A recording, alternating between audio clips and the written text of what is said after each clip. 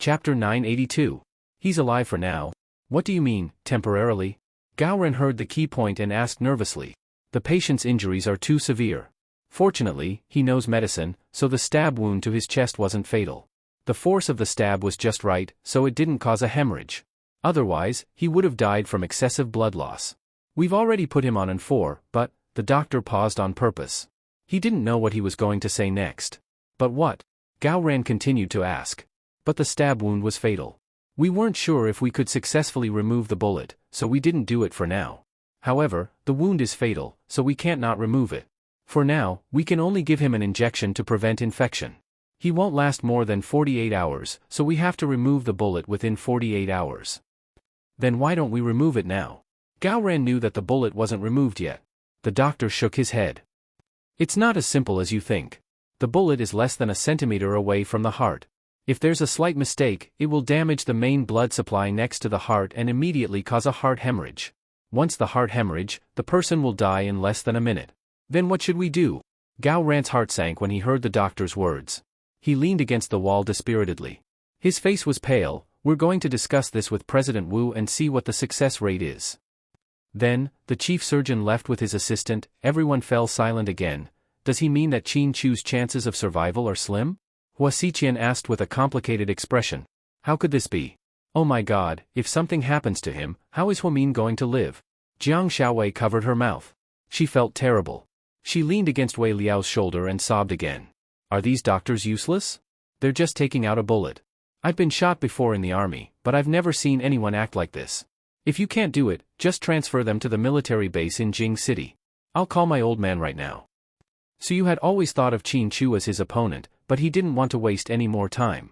However, he would never kick a man when he was down, especially after seeing how important he was to Huamin. Lord Su, calm down. We can't transfer him to another hospital right now. Qin Chu was shot, and the bullet's location is critical. The surgery will be difficult, and he won't be able to handle the turbulence. Plus, we don't have enough time. We'll need another surgery within 48 hours, Wei Liao explained. Then get all the medical experts in the capital to fucking bring me here. After that, Su picked up his phone and made a call as he walked. Hello? It's urgent. Let my grandfather hear it. He seemed to have called Lord Su's assistant. Su really put in a lot of effort this time. Gowran looked gratefully at Suyu's back. For the first time, he felt that he didn't hate Suyu. He was such a real man. He didn't kick a man when he was down, nor did he gloat. Instead, when Qin Chu was in need, he didn't hesitate to use his family's connections. Huamin was lucky to be liked by someone like him, right? Qin Chu should be proud to have such an opponent, right? At least Suyu was open and aboveboard. At least Suyu wouldn't leave him in the lurch. While everyone was worried about Qin Chu's safety, Hua Xiqian quietly walked to Huamin's room. Through the glass window, he looked at her sleeping figure. His eyes were filled with love, heartache, and a little gentleness. To be honest, he didn't care about the life or death of anyone in this world, except for Huamin. He wasn't interested in Qin Chu's life or death. He even hoped that Qin Chu would never wake up. That way, he wouldn't have to do it himself. What he cared about was that Huamin was fine and alive by his side. Does Huamin's mother know? Jiang Xiaowei looked at Gowran and asked. Gowran shook his head, but I've already notified Uncle Qin. As soon as Gowran finished speaking, he saw Qin Yuman rushing over with his wife. Behind them was Song Yisher, who was wearing a beige dress and had a head of black hair. Gowran, how's Qin Chu? Qin Yuman looked at Gowran and asked worriedly. Chapter 983. Uncle Qin, he isn't in a good condition right now. Gowran felt a little guilty and didn't know how to explain this to Qin Chu's family. When Qin Chu went to save Huamin, he went alone and didn't tell anyone. In the end, Gowran felt that something was wrong and secretly sent someone to follow Qin Chu. That was how they arrived in time? Otherwise, the consequences would have been unimaginable. Oh my god, how did my son get shot? What the hell happened? Lady Qin was already crying and wiping away her tears. They only received news that Qin Chu was shot and was in the hospital for emergency treatment. Song Yisher was drinking tea with Qin Chu and Qin Chu's parents. When she heard the news, she couldn't wait to come over. She looked quite worried. Gowran looked at them and slowly explained, here's what happened. Huamin was kidnapped and Qin Chu went to save him. In the end, both of them were injured. Qin Chu was shot, so he's in a bit more trouble. But don't worry, I believe that Qin Chu will be fine. Gowran evaded the details and told them what happened. Everyone understood. Qin Yuman's face darkened and he didn't say anything. Lady Qin immediately exploded. What? To save Huamin? Why does she have to do with everything? Didn't I say that my son wouldn't get shot for no reason? This jinx really wants to jinx my son to death. In advance, I found a fortune teller to compare their horoscopes. The fortune teller said that they didn't get along, but my son didn't believe me. Look at what happened now? Now he's dead because of that woman. Lady Qin blamed everything on Huamin. Song Yisher held onto Lady Qin's arm with a heavy expression. Mama Qin, calm down. I believe that Qin Chu will be fine. Where's that little bitch Huamin? I'm going to find her. Lady Qin looked around, thinking that Huamin was also here. Jiang Xiaowei couldn't stand it anymore. She stood up and said, you have to understand that Huamin is also injured. Isn't it all her fault? She deserves to be unlucky and even implicated my son. Lady Qin looked vicious. Jiang Xiaowei was even angrier when she heard this. Come on, they're married, what do you mean implicated? If you get kidnapped one day and your husband goes to save you, that's unlucky as well. You have to think before you speak, don't say anything without thinking. You're a rich lady, don't be like a shrew, especially when you're slandering your own daughter-in-law. That's the woman that your son is willing to risk his life to protect. Hey, who are you? What do you have to do with this? Lady Qin glared at Jiang Xiaowei and rolled her eyes. I'm Huamin's friend. I just can't stand people slandering him. You're welcome to do it. Jiang Xiaowei looked like a tough woman. She directly started a fight with Qin Chu's mother. Slightly, calm down, she's an elder after all, Wei Liao quietly reminded his hot-tempered wife. What a joke, whose elder is she? If she deserves respect, I'll respect her. If she doesn't deserve respect, why would I pretend to be a white lotus? Huamin is still in the ICU with injuries all over his body. His mother doesn't even know about it. He's lying there right now, and people are scolding him behind his back. What the fuck? You're such an uneducated woman. Lady Qin was furious when she heard Jiang Xiaowei curse. She pointed at Jiang Xiaowei's nose and scolded her. Mama Qin, forget it, let's stop arguing. Qin Chu is still in the ICU, let's go see him. Song Yisher didn't like to argue with people in public, so she always paid attention to her perfect image. Song Yisher dragged Lady Qin towards Qin Chu's ICU. Wei Liao and Jiang Xiaowei also left the hospital. In the middle of the night, Zhu Lingling got off the plane. She didn't have time to sleep, so she took a taxi straight to the hospital. Gao Ren hadn't left yet, so he went to the door to pick her up. How's Huamin? She's fine, but she's emotionally unstable. Where's Qin Chu? Zhu Lingling asked anxiously. He's not very optimistic, why didn't you tell me something so big happened? Zhu Lingling complained to Gao Ran. Chapter 984. I didn't want you to worry. Gao Ran quietly followed behind Zhu Lingling. If you tell me now, I won't worry anymore. What kind of logic is that? You're such a pig brain. Zhu Lingling glared at Gao Ran and complained. She was wearing a long black cashmere coat with a bow tied around her waist. She was wearing medium-length black leather boots, and when she walked, she looked a little flirtatious. Zhu Lingling was fair. Although she wasn't particularly beautiful, she wasn't bad either. Most importantly, in this era where plastic surgery was the norm, a natural beauty like Zhu Lingling would naturally have a very recognizable face. Gao Ran had feelings for Zhu Lingling since they were in school, but Zhu Lingling had a fiery temper. Gao Ran didn't dare to confess because he was afraid that if she rejected him, it would be really awkward and they wouldn't even be friends anymore. So, the two of them had always been hesitant. Zhu Lingling, on the other hand, thought that Gao Ran hated her, so she didn't even think about it. Over the years, she had been in a lot of relationships, but they all ended in failure. After going around in circles, the two of them were now single, and the more they walked, the more they seemed to have a chance. In Huamin's words, there was already a chance for them to be together. Hey, you're walking so fast in heels, I'm speechless, Gao Ren muttered as he followed behind Zhu Lingling. Do you know what you're talking about? What do you mean by heels? Mine is only 5 centimeters tall, okay? Didn't you see what mine looks like at 7 centimeters? Zhu Lingling retorted. The two of them walked all the way to the VIP intensive care unit on the top floor. Huamin and Qin Chu's rooms were a few rooms apart, and the Qin family members were all outside Qin Chu's room. Song Yisher was still standing at the door with a small handkerchief. She kept wiping her tears. Those who didn't know would think that she was Qin Chu's wife. Zhu Lingling asked unhappily, why is that woman here? What does it have to do with her? He came with Uncle Qin and the others, so I can't chase him away. He has the right to visit you. The two chatted as they walked. When Zhu Lingling arrived at the door of the ward, she couldn't wait to rush in. Then, it became a little awkward. She saw Hua Xiqian covering Huamin with a blanket. There was a tenderness in his eyes that she had never seen before. If she hadn't seen it with her own eyes, she wouldn't have believed that Hua Xiqian would treat Huamin so well. He was just like a real brother. When he saw Zhu Lingling walk in, Hua Xiqian didn't feel awkward at all.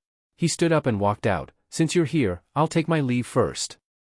Gao Ren nodded. After Hua Xiqian left, Zhu Lingling put down her bag, took off her jacket, and walked over to Huamin. Her face was pale, and she was wearing a hospital gown. She had already fallen into a deep sleep. "Oh my God, what the hell? Those damn kidnappers, remember to shoot them in the head when you shoot them. They're inhumane." Zhu Lingling's heart ached when she saw how weak Huamin was. All these years, he hadn't seen Huamian's weak side. Gao Ren scratched the tip of his nose and didn't dare to make a sound. He didn't dare to tell Zhu Lingling that when the prisoners recorded their statements, they said that Huamin was beaten up because he refused to call Qin Chu. He was even hung in a bucket and almost drowned. It was simply inhumane. Has Huamin ever woken up? Zhu Lingling asked as she held Huamin's hand and placed it in her palm. She woke up once. She was very emotional, like a crazy person. She wanted to see Qin Chu and even smashed the door of the ore. She cares too much about Qin Chu. I didn't think Huamin loved Qin Chu so much before. Gao Ren scratched the back of his head. Huamin really opened his eyes this time. That's because you're stupid. Our Mian is the slow type. You can never see how good she is to someone on the surface, but she'll use her actions to prove it. She hasn't had a baby yet. Last time, she went with me to see a traditional Chinese doctor and took a lot of Chinese medicine. The smell made me sick, but she drank it 3 times a day. After drinking it, she couldn't help but throw up. Then she drank it again and forced herself to drink it, all so that she could give birth to Qin Chu's child, Zhu Lingling said quietly. Gao Ren licked his lips. Then she's really good. What do you think? If Huamin didn't love Qin Chu, would she be willing to do all this? Zhu Lingling asked. But right now, Qin Chu might not even wake up. Gao Ren's words once again made Zhu Lingling's expression extremely ugly. She turned her head and looked at Gao Ren in shock. What did you say? Chapter 985. Mian, don't worry, Qin Chu's fine. He's in the ICU next door. I want to go see him, Huamin said as she stood up. Hey, you're very weak right now, you can't walk around. Girl, trust me, I won't lie to you. Qin Chu's really fine. Zhu Lingling knew that Huamin was afraid that everyone would lie to her. That was why she was anxious to see if Qin Chu was really in the ICU right now. Lingling, I want to see him with my own eyes. Huamin's eyes were filled with tears, as if she had been wronged. Okay, don't cry, I'll take you there. But let's make a deal, we'll come back after one look, okay? Zhu Lingling comforted Huamin. Huamin nodded slightly. Zhu Lingling helped her get off the bed and carefully walked out of the room. There was no one outside Qin Chu's room. Because he was still in critical condition, his family couldn't enter. The Qin family had gone out for dinner and hadn't returned yet. Zhu Lingling took advantage of this opportunity to help Huamin to Qin Chu's room. Huamin leaned against the large glass window and looked inside. Qin Chu lay there quietly with tubes all over his body. His condition was far more complicated than hers. Huamin couldn't stop her tears from falling as soon as she saw him. Girl, we agreed not to cry. You're still very weak, you have to take care of yourself so that you have the strength to take care of Qin Chu. Zhu Lingling gently patted her back to comfort her. Huamin only cried silently. After about 5 minutes, Zhu Lingling saw that her legs were trembling and knew that she was exhausted. Girl, let's go back. You haven't eaten yet. Let's rest for a while and come back later. Huamin didn't struggle. He looked at Qin Chu with some reluctance and then walked back. At this moment, they bumped into Lady Qin and Song Yisher, who had just returned from dinner. I'm puzzled. My son is so badly injured. How come you're fine? Lady Qin looked at Huamin coldly. Lady Qin. Huamin is already sad enough, and her injuries aren't light either, okay? Now is not the time to discuss this, is it? Zhu Lingling looked at Lady Qin angrily. Huamin, are you okay? Song Yisher asked gently as she held onto Lady Qin's arm. Huamin glanced at them indifferently and didn't say anything. Then, he followed Zhu Lingling back to the ward. Look at you, you even greeted her. What kind of person are you? You can't even talk to her. Lady Qin scolded. It's okay. I think Huamin might be in a bad mood because her injuries haven't healed yet. I don't mind. Sure, you are too kind, Lady Qin complained. Then, the two of them walked to Qin Chu's ward. When they returned to the ward, Huamin's emotions had calmed down a lot. She wiped the tears off her face with a tissue and sat on the bed. The assistant nurse came in to take her temperature and give her an 4 drip. She obediently cooperated. Dr. Hua, rest well. Don't think too much, the nurse said. Huamin nodded slightly. Girl, is Kanji okay? Do you want eggs? Okay. Huamin nodded. Zhu Lingling gently fed her food. She ate in big bites and seemed to have a good appetite. Seeing that she was energetic, Zhu Lingling was relieved. After eating, Huamin looked at Zhu Lingling and said, Lingling, please. I want to see Qin Chu's chief surgeon. Huh? Why? Zhu Lingling was confused. Go, call him over. I have something to say to him. Huamin's face was extremely calm. She seemed to have completely recovered. Okay, wait for me. Zhu Lingling didn't know what Huamin wanted to do. She thought that she just wanted to know about Qin Chu's condition, so she didn't think too much about it. Instead, she went to call Qin Chu's chief surgeon over. Since they were all colleagues at Southside, the chief surgeon quickly came to Huamin's ward. Dr. Hua, you were looking for me? Director Su, how is my husband doing? You don't have to hide anything, tell me everything, Huamin said calmly as she looked at Qin Chu's chief surgeon. Chapter 986. Director Su seemed to be in a difficult position, or rather, he didn't dare to say it. Don't worry, I'm a doctor too. You can't hide anything from me. I saw that Qin Chu was still receiving blood transfusions and oxygen injections. His bullet probably hasn't been taken out yet, right? Huamin guessed. Director Su nodded. Dr. Hua, I'm sorry, we tried our best yesterday. Luckily, the stab wound wasn't fatal, or else we wouldn't have been able to save him. What's more difficult right now is the bullet next to his heart. Its location is too sensitive, it's less than a centimeter away from his heart. The surgery is very difficult. I don't need to tell you how difficult it is, you should know, but if it's not taken out in time, there's a risk of infection, so we need to do another surgery within 48 hours to remove the bullet. What's the probability of success? Huamin asked calmly. Less than 20%, I think? Director Su glanced at Huamin and said in a low voice. Huamin felt a chill in his heart, his expression also became very unpleasant. But let's see what the doctors from Jing City have to say when they come over tonight. Maybe they have a way, Director Su said. Jing City? Huamin frowned slightly. He didn't understand what was going on. You probably don't know yet, but your friend Su used his connections in the military and invited the best surgeon in Jing City's military general hospital. He arrived in the city this afternoon with 3 assistants. If everything goes well, the surgery can be done tonight. Huamin remained silent after hearing this. She didn't think that Suyu would be so helpful. How could a normal person use a doctor from the military? With Suyu's help, perhaps the success rate would be slightly higher. However, as a medical student, Huamin knew how dangerous that position was. Okay, I got it.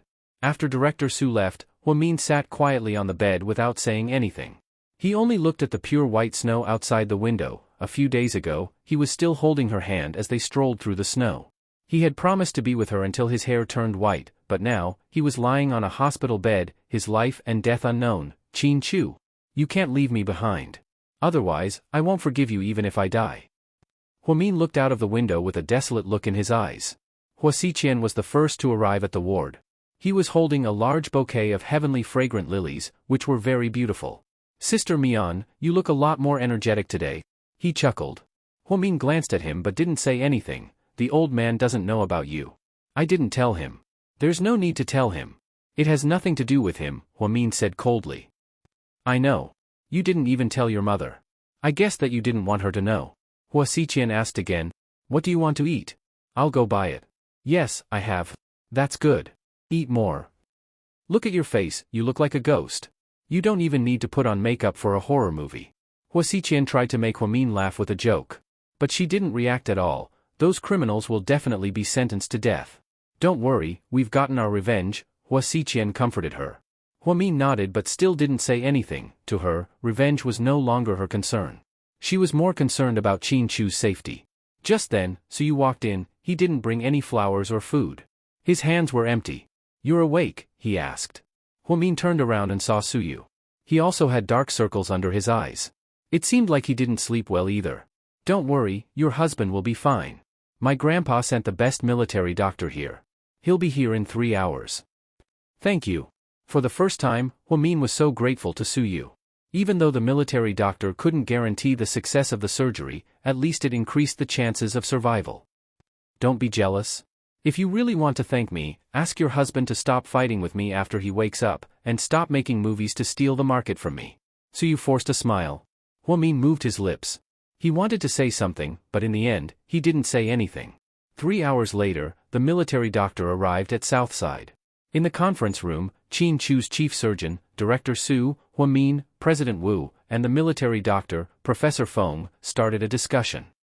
Professor Feng, that's the situation for now. What are the chances of the surgery succeeding? Director Wu looked respectfully at the old man beside him who was in his 60s. Professor Feng looked at the information in his hands and Qin Chu's CT scans. He didn't say anything. Professor Feng. Huamin looked at him nervously and asked again. Chapter 987. After a while, Professor Feng slowly raised his head and looked at the other three people. Finally, his gaze fell on Huamin's face. To be honest, it is indeed very difficult, Professor Feng said in a heavy tone. What are the chances of success? Huamin asked anxiously. She hoped that she would hear a satisfactory answer. She wanted to hear at least a 50% chance of success for Qin Chu to perform the surgery and take the risk. However, things often went against her wishes. Based on my years of clinical experience, the success rate of this surgery should be less than 30%. After Professor Feng said this, the others all gasped. Previously, Director Su said that the success rate was less than 20%. So you spent a lot of effort to get such a famous doctor to come over. However, it only increased by less than 10%, it was still far from the 50% that Huamin had hoped for. Huamin's eyes instantly became extremely cold, her hands and feet were cold as she sat there in a daze without saying a word. Huamin, don't worry too much. I believe that Qin Chu will be blessed by God. President Wu comforted her gently. Director, we all know that the saying heaven blesses the good is used to comfort people. Please don't say that to me. Huamin's voice was extremely hoarse, as if she could lose her voice at any moment. It was heartbreaking to hear. Director, Dr. Hua, what should we do now? Should we perform the surgery or not? Director Su asked carefully. It seemed like they had no other choice. If they performed the surgery, the risk was very high. Even if a famous doctor from Jing City came, the success rate would still be less than 30%. If they didn't perform the surgery, Qin Chu's heart would be infected 48 hours later. Then, the consequences would be unimaginable. Time is of the essence. Huamin, you are Qin Chu's immediate family member. You make the decision. President Wu knew about Huamin's feelings for Qin Chu, so he directly handed the power to her. President Wu, give me some time. I need to think about it. Huamin suddenly felt a lot of pressure. Professor Feng looked at his watch. Young lady, my suggestion is that if you agree to the surgery, we can start tomorrow morning. The human body will be at its peak in the morning, and it will also help our surgery go smoothly. You still have one night to think about it. The latest can't be later than tomorrow. Okay. Huamin nodded solemnly. After the meeting ended, Huamin walked out of the conference room in a terrible mood. When she returned to the ward, Zhu Lingling immediately supported her. How was it? How was the discussion? When will Qin Chu start? Let me think about it. Huamin's face was pale. Are you hungry? What do you want to eat? I'll go buy it. I'm not hungry. Lingling, you should go back and get some rest. You must be tired. I have an assistant nurse here. Plus, I want to be alone and think about something. Are you okay? I'm fine. I'm strong. I'm still that Huamin that can't be beaten to death. Huamin forced a smile. Okay then. I'll come back tomorrow morning. Get some rest. Then, Zhu Lingling walked out of the room. Before she left, she repeatedly told the nurse to take good care of Huamin because she was emotionally unstable. After Zhu Lingling left, Huamin walked to the window and stood there alone for a long time. She didn't even hear Suyu knocking on the door and walking in. What are you thinking about? Suyu's voice was very soft, as if he was afraid of scaring Huamin. Huamin turned around and smiled when she saw Suyu. You're here? That smile was a little pale, a little weak, and a little thought-provoking. Chapter 988. For some reason, Suyu's heart ached when he saw Huamin's smile. It was the first time that Huamin spoke to Suyu in such a gentle tone. She walked over to the cabinet, picked up the teapot, and poured a cup of tea for Suyu. Try it. After drinking tea for so long, I still think Westlake Longjing is the best. It's light and sweet. You're treating me so well? Suyu was surprised. Every time they saw each other, they would fight, so, when Huamin spoke to him gently, he wasn't used to it. What's wrong? Is it a crime to treat you well? Huamin smiled. No, I just feel not used to it. Suyu licked his lips, embarrassed. He didn't know how he got through yesterday. He didn't sleep well the entire night as he recalled Huamin's crazy state. It was as if something was stuck in his heart. He begged his old man 3 times before the old man agreed to send a military doctor over. He even used a blind date in exchange. Suyu gave it his all. He did all this for Huamin. To him, Qin Chu was just a love rival.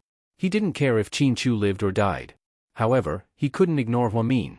Based on yesterday's situation, if Qin Chu died, Huamin would probably go crazy, right? How could he bear to see such a smart and cute girl go crazy? That's why people say that people are despicable. You'll get used to being mean to you, but you won't get used to being gentle to you. Stupid girl, are you insulting me in a roundabout way? But I won't lower myself to your level. Who told you to be sick? Huamin smiled and didn't say anything. Then, she sat down across from Suyu. To be honest, when I first saw you at Southside, I thought you were an idiot. Ugh. So you didn't know whether to laugh or cry at such a ridiculous comment. What happened after that? Suyu asked, obviously unconvinced. After that, my opinion changed a little. After a period of observation, I don't think you're an idiot. That's right? Suyu said proudly. You are a complete idiot, Huamin said. Suyu? Damn it. Are you addicted to scolding people? Do you really think you can do whatever you want just because you're sick? Believe it or not, I'll throw you down the stairs. Suyu said on purpose. You must have scolded me for being arrogant the first time you met me, right? Huamin retorted. Yeah. I thought you were dressed like an auntie. The entire South Side is filled with uniforms and low-cut clothes, but you're the only one who's wrapped up like a dumpling. It's quite funny. Recalling the first time she met Huamin, everything seemed like yesterday. Suyu thought about it and actually thought it was pretty good back then. If he could turn back time, he would think that the time when he was hospitalized at Southside was the fastest time he had ever had. Because he could argue with that stubborn little nurse, she even used her power to take revenge on him, taking his blood and torturing him in all sorts of ways. Suyu wasn't a literary person. When he first saw Nalan's If Only Time Froze when we first met, he didn't quite understand it. He thought that Nalan Chuanbo was deliberately exaggerating, but now he finally understood. If only he and Huamin would always be the same as when they first met, how great would that be? He really wanted the time he spent alone with Huamin to slow down a little, just a little. He wasn't greedy, and he didn't ask for much, that was all. Time is actually the most ruthless thing. It will inadvertently steal many precious things from us. I used to miss the time when I was young. When I was in school, I thought that the monthly exams and all sorts of exams were stressful. Later, when I entered society, I realized that everything is much more complicated than when I was in school. Exams are the simplest way. How can a genius like you feel stressed? Weren't you the top scholar in the middle school exams? Second high school razor blades specially recruited you? They waived all your tuition fees and even gave you a lot of scholarships, right? Suyu asked, amused. Huamin looked surprised. You know all these things from the past? Chapter 989. Yeah. I was interested in your past for a while, Suyu admitted generously. So you went to Aoxian's for noodles? Huamin asked. That's right. But speaking of which, is that noodle shop really that good? Why do I feel like they're just SOSO? Suyu always wanted to ask Huamin, but he never had the chance. When he did, he forgot to ask. It was rare for him to bring it up today. Who said I went there because it was delicious? Huh? What's that? Suyu was confused. Because it's cheap, 2 yuan per bowl. The price hasn't changed for many years. Pfft, you really want to shock me to death. Suyu felt like he was tricked by Huamin. He heard that Huamin loved to eat ramen from that restaurant, so he took Wei Liao and Tang Chuan there to eat. To be honest, he also felt that the taste was SOSO. It wasn't as good as he imagined. But he couldn't say that, so he always emphasized to Tang Chuan and the others how delicious the ramen was. Tang Chuan and Wei Liao looked down on him, saying that beauty was in the eye of the beholder, while he was in the eye of the beholder. As long as Huamin liked it, he might even say that it was delicious. Of course, Tang Chuan was the one who said such tasteless words. It turned out that Huamin didn't eat there because it was delicious, but because of the price. He was really shocked to death. When I was in school, my family didn't give me much for living expenses. I liked all kinds of medical books, so I used my pocket money to buy them. When I didn't have enough money left, I went to that restaurant to eat ramen because it was cheap. Okay, you win. So you looked helpless. Huamian smiled and continued, after I graduated, I went to that restaurant to eat because I missed my lost youth. The past can't be brought back, but I can still miss it. So, when I ate it, it was the taste of my youth. Cough cough, this time, Suyu was embarrassed. He had never attended school in No. 2 high school, yet he still wanted to eat there. Was it really not because he was following the crowd? I think, you might be the weirdest woman I've ever met in this world, Suyu sighed. I think so too. Huamin strongly agreed with Suyu. Suyu looked at Huamin. At such a close distance, he suddenly felt very happy. Looking at her haggard and pale face, Suyu said, I'll ask my housekeeper to make some red date and lotus seed porridge tomorrow. You've lost a lot of weight recently, and you don't look good. It's okay. My physical fitness is very good. I'll recover quickly. All right, then you should rest. I'm leaving. I'll come and see you tomorrow. After speaking, Suyu got up to leave. Suyu, Faced with Huamin's sudden call, Suyu stopped in his tracks. Thank you. Aya, don't be jealous. I've never helped anyone for the sake of thanking them, okay? That's vulgar. Suyu, this is for you. After speaking, Huamin took out a bullet shell from nowhere. What do you mean by this? I said I don't want it. After seeing the bullet shell, Suyu's expression changed slightly. No, I don't mean to return it to you. I have a favor to ask of you. Huamin looked at Suyu's face and said word by word, what do you want from me? Tell me. Suyu slowly took the old bullet shell. It seemed like this little thing was particularly heavy today. His intuition told him that Huamin was going to say something bad. This was a promise he made to her. He once said, take it. If one day you have a wish, come find me. As long as I can do it, I'll help you. It was as magical as Aladdin's magic lamp in Western mythology. So you could indeed do a lot of things. With this eggshell, you could write a check for 100 million yuan. You could also ask Suyu to make you a superstar. You could ask for an expensive sports car. You could also ask Suyu for a mansion. In short, this was a magical keepsake that could make an ordinary person rich overnight. There was only one person in the world who had this keepsake. That person's name was Huamin. Suyu stared at Huamin's delicate face, waiting for her to tell him the story of her wish. Chapter 990. After 3 seconds of silence, Huamin said word by word, Suyu, if I die, please forget about me. What? Suyu felt as if he had been electrocuted and couldn't move at all. If he wasn't hallucinating, he heard Huamin say, Suyu, if I die, please forget about me. You heard me right, that's what I said. Take the bullet back. Think about it later. Let me tell you, I have a lot of treasures in my villa.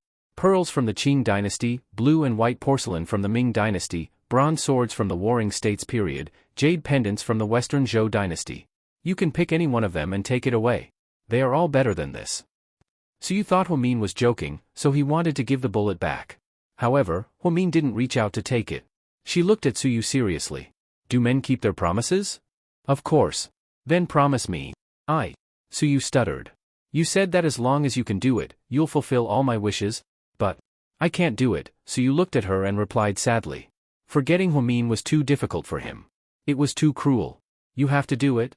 Huamin stared into his eyes. The two of them were in a stalemate for a long time.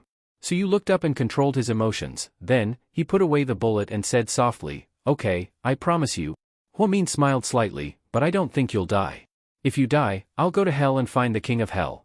I'll beat him up and drag you back to the human world. That's all, rest well. Goodbye. Before Huamin could say anything, Suyu turned around and left. He didn't stay for a second longer. Sure enough, this was in line with Suyu's temperament. Even the King Yenluo of Hell would be beaten to a pulp. After Suyu left, Huamin took off his hospital gown and changed into casual clothes. He wore a white cotton-padded jacket and a pair of white snowshoes. Dr. Hua, are you going out?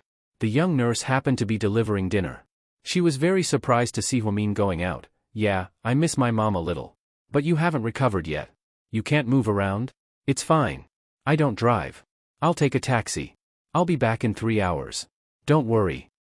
But the nurse was still hesitant. It's fine, don't worry.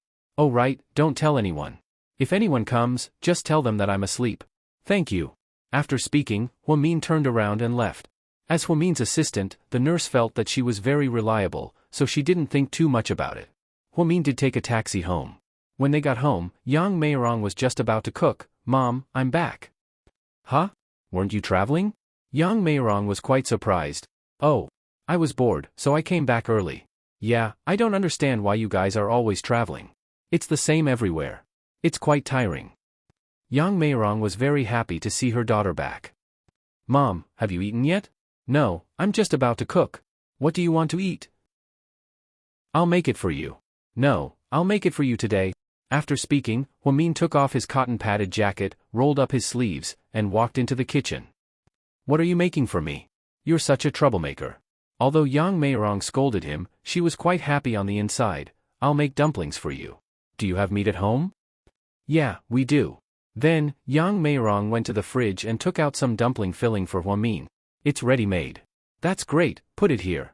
Mom, you go in and rest. I'll do it. What's wrong with you? Why are you acting so weird today? Yang Meirong felt that something was wrong, so she looked at Huamin strangely. Nothing. I'm fine. I just wanted to make you dumplings. You've been cooking for me all these years. Haha, I want to give back to you and let you know that you didn't raise your daughter for nothing. After speaking, Huamin playfully kissed Yang Meirong on the cheek.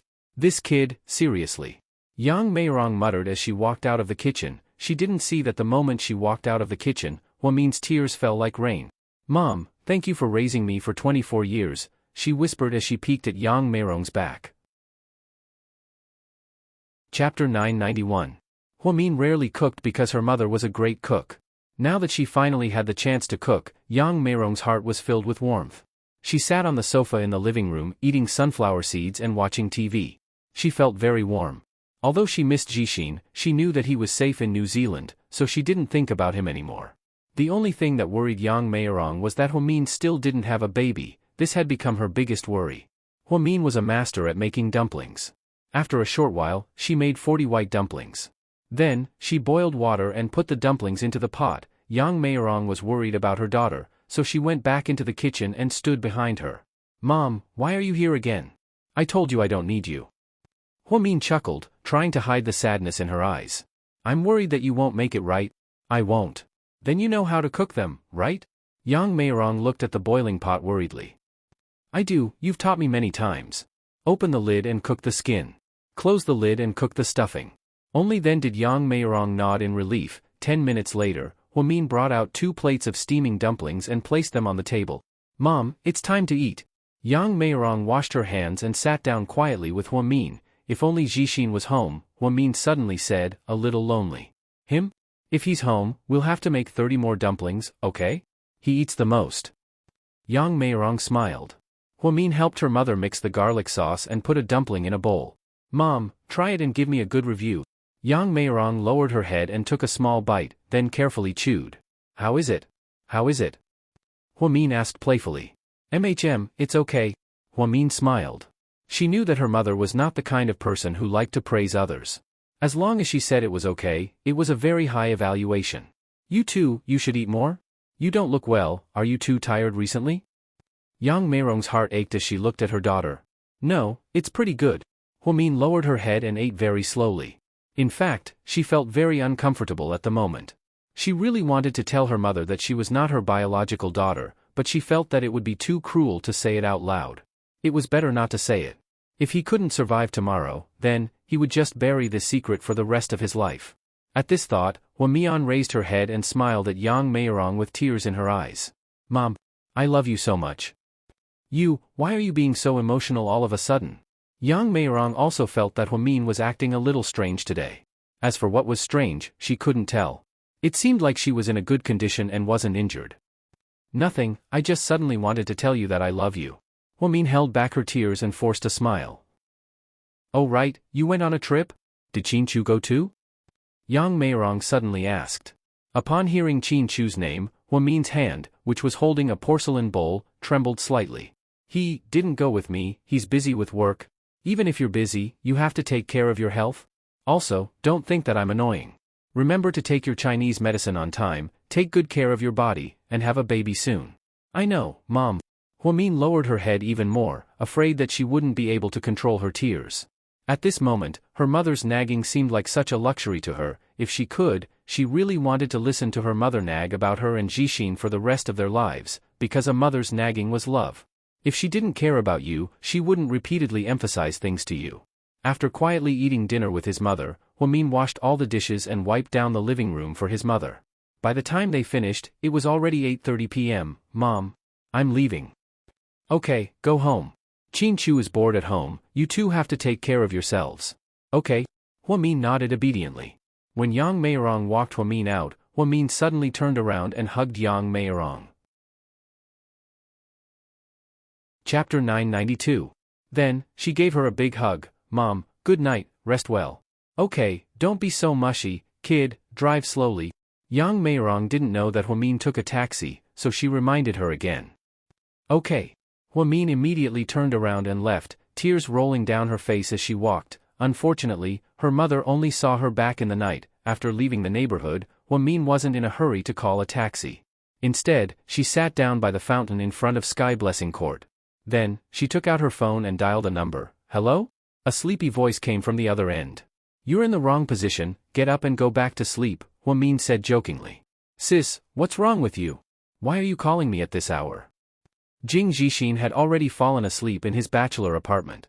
The time difference between New Zealand and China was 4 hours, which meant that it was 4 hours faster. It was 8:30 p.m. here, and 12:30 p.m. where Jixin was. I just suddenly missed you. What, you've only been abroad for a few days, and you're already sick of me? No. I just think that you didn't call me in the middle of the day, but in the middle of the night. As he spoke, Jixin crawled out of bed and covered himself with a blanket. Turn on the video call, I want to see you. Huamin smiled. Okay. Then, Jixin hung up and video called his sister. What the, you're dressed as a polar bear, what are you doing? Jixin was shocked when he saw Huamin. His sister was wearing a cute little jacket that very few people like to wear these days. She even pulled up the hood of the jacket and put it on her head. She was dressed as a polar bear. I just had dinner with Mom and was bored, so I video called you. I was wondering why you looked so familiar, so you're at the entrance of our neighborhood, Jixin said with a smile. How have you been?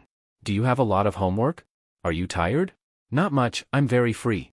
The education here is different from China. I don't have to memorize all kinds of exams all day. Our instructors value creativity more. That's good. Huamin nodded. When I left, he gave me a card with 1,000,000 yuan in it. It's enough for me to spend for a long time. I think I won't be able to spend it all until I graduate. Brother-in-law still asked the finance department to give me 1,000,000 yuan every month. It's too scary. I'm not a rich second generation. I don't want to pretend to be a nouveau riche and live a luxurious life. I appreciate his kindness, but I really don't want to burn money like that. Well, Qin Chu actually gave you money behind my back. I'll teach him a lesson when I get back. Huamin said deliberately. Don't. If you dare to teach my brother-in-law a lesson, I won't let you off the hook. Huamian, I'm telling you, don't bully your husband. Your husband is one of a kind, you have to cherish him, do you hear me? Huamin smiled quietly at Jing Jixin's words. Don't laugh, I'm talking business with you, do you hear me? I hear you, young Master Jixin. I'll cherish you.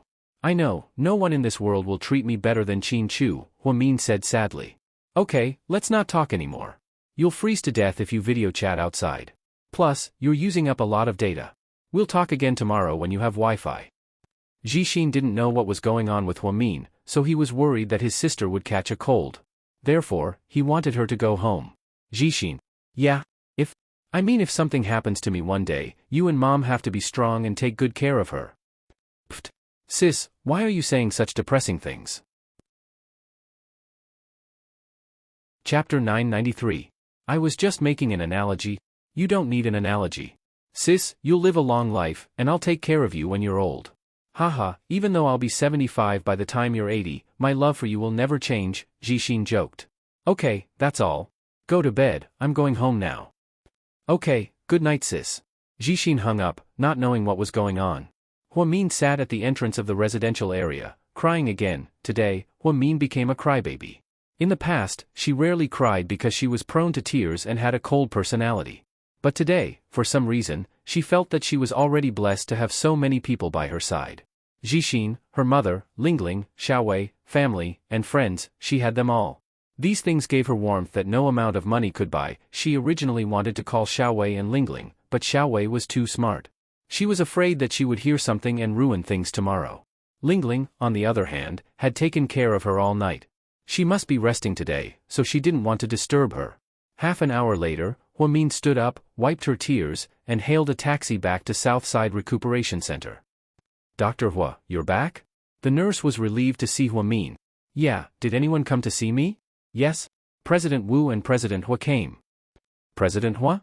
President Hua Xiqian. Oh, did they say anything? No, I told them that you were resting, so they didn't come in. That's good. Huamin pushed open the door and entered the room. She took off her casual clothes, changed into a hospital gown, and obediently got into bed. I'm going to take your temperature and draw your blood, Dr. Hua. Okay. Huamin obediently let her assistant do as she pleased. Then, she didn't think about anything else for the rest of the night. She fell into a deep sleep. She had to have a good night's sleep. The next morning Huamin woke up at 6 in the morning. After she washed up in the bathroom, she took out a pack of cigarettes that she had bought from the supermarket downstairs. It was a thin, mint-scented cigarette. Jixi knew that she didn't like to smoke. She would only smoke when she was under great pressure and didn't know what to do. She leaned against the wall of the washroom and smoked one cigarette after another. She had smoked half a carton, however, she did not say a word, nor did she cry. Her eyes were filled with a calmness that had never been seen before. When she heard a knock on the door, she brushed her teeth again, rinsed her mouth, and walked out. Dr. Hua, President Wu, and the others want you to go to the conference room. All right. Huamin nodded. She picked up the milk and eggs on the table that her assistant had prepared for her to replenish her energy and drank them as she walked. By the time she reached the door of the meeting room, the milk and eggs had already been destroyed by her. Today, she seemed to be in better spirits than any other day. President Wu, Professor Feng, and Director Su. She walked in with a smile on her face. Huamin, have a seat. Okay. Huamin nodded and sat down across from the three authoritative figures. Have you thought about it? Do you want the surgery? If you agree and sign, we can start in an hour. I agree, Huamin said calmly. President Wu nodded. He knew that Huamin would agree to the surgery in the end. After all, if they didn't take the bullet, they would have to bear the risk of Qin Chu's death. If they stuck their head out, they would also be stabbed. It was better to do something quick. Although the chances were small, if they succeeded, wouldn't everyone be happy? President Wu, but I have a condition, Huamin added. Okay, go ahead. Huamin glanced at the three old men's weathered faces and said seriously, I want to participate in this surgery and be the chief surgeon. What? President Wu was completely stunned. Director Su and Professor Feng were also surprised. They did not expect Huamin to make such a shocking request. This 24-year-old girl said that she wanted to participate in this major surgery and be the chief surgeon. Chapter 994. Are you kidding me? How is that possible? Professor Feng had been practicing medicine for many years, but he had never seen such a ridiculous situation. A patient's family member actually wanted to participate in the surgery and even be the chief surgeon. Professor Feng, Huamin is also a doctor, Director Su reminded him. I know, but isn't she in the neurology department? The old man seemed to be very angry. Yes, she is in the neurology department. However, when she took the doctor's qualification exam, several departments wanted her because she is indeed very talented in medicine. She graduated from medical school and only majored in advanced nursing, but she is proficient in ophthalmology, brain surgery, obstetrics and gynecology, orthopedics, and neurology research and clinical practice. Our President Wu is not wrong about people. President Wu turned his head to look at Professor Feng and said, I'm afraid you won't understand even if I say more now. I just want to say that Huamin is a rare medical genius. At least in my life, I have never seen a doctor as excellent as her. I have seen her perform 2 difficult surgeries and save patients from death. This is the truth. The 2 surgeries that President Wu mentioned were the one when the pregnant woman was bleeding heavily and the other when Wu Xiaoxue was in a car accident. Both surgeries were performed by Huamin, and they were very successful. Therefore, although President Wu was surprised by Huamin's request, he believed in her ability. Professor Feng might not know the situation because he was a foreign chief surgeon. But, this is a bit ridiculous. We are not 100% confident. How can a young girl like her do it? Professor Feng was worried about Huamin's age. No matter how good she was just a young girl. How could she perform such a difficult surgery? Professor Feng, I hope you can let me have a try. I don't want my husband to take any risks. Although everyone is the same and the probability is less than 30%, I will feel more at ease if I do it. I just want to do it for him personally. But Dr. Hua, you're personally performing the surgery. Will you be affected by your own emotions? This is what I'm worried about the most. Director Su was also a little worried. This had happened in the hospital before. A certain male doctor operated on his wife who had been involved in a car accident. In the end, because of his emotional breakdown, the operation was not successful. His wife died tragically on the operating table, and the doctor resigned and wandered the world. After all, it was her loved one. She probably would not be as rational as usual to perform surgery on a stranger. I won't. Trust me. Huamin was a man of few words, but his attitude was firm. Professor Feng was very opposed to it, but after a 10-minute private discussion with President Wu, he reluctantly agreed. President Wu took the surgical risk agreement from his assistant and lowered it. Huamin, take a look. If there's no problem, you can sign it. Yes. Huamin took the agreement and looked at it. Then, he picked up a black ballpoint pen and signed it. He even put his fingerprint on it. Then, let's go now, Professor Feng said as he stood up. The others began to prepare for the disinfection room. Huamin wore a white coat and walked to Qin Chu's ward. She wanted to take a look at him. The front of Qin Chu's ward was already crowded with people.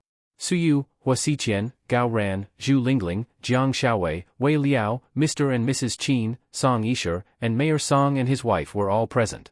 When Huamin arrived, everyone's eyes were on him. Huamin, what's the decision? Gao Ran asked. The surgery will officially begin in half an hour. What? Who told you to do the surgery? Didn't you say the success rate is less than 30%? Are you trying to kill my son? Lady Qin immediately went crazy when she heard Huamin's words.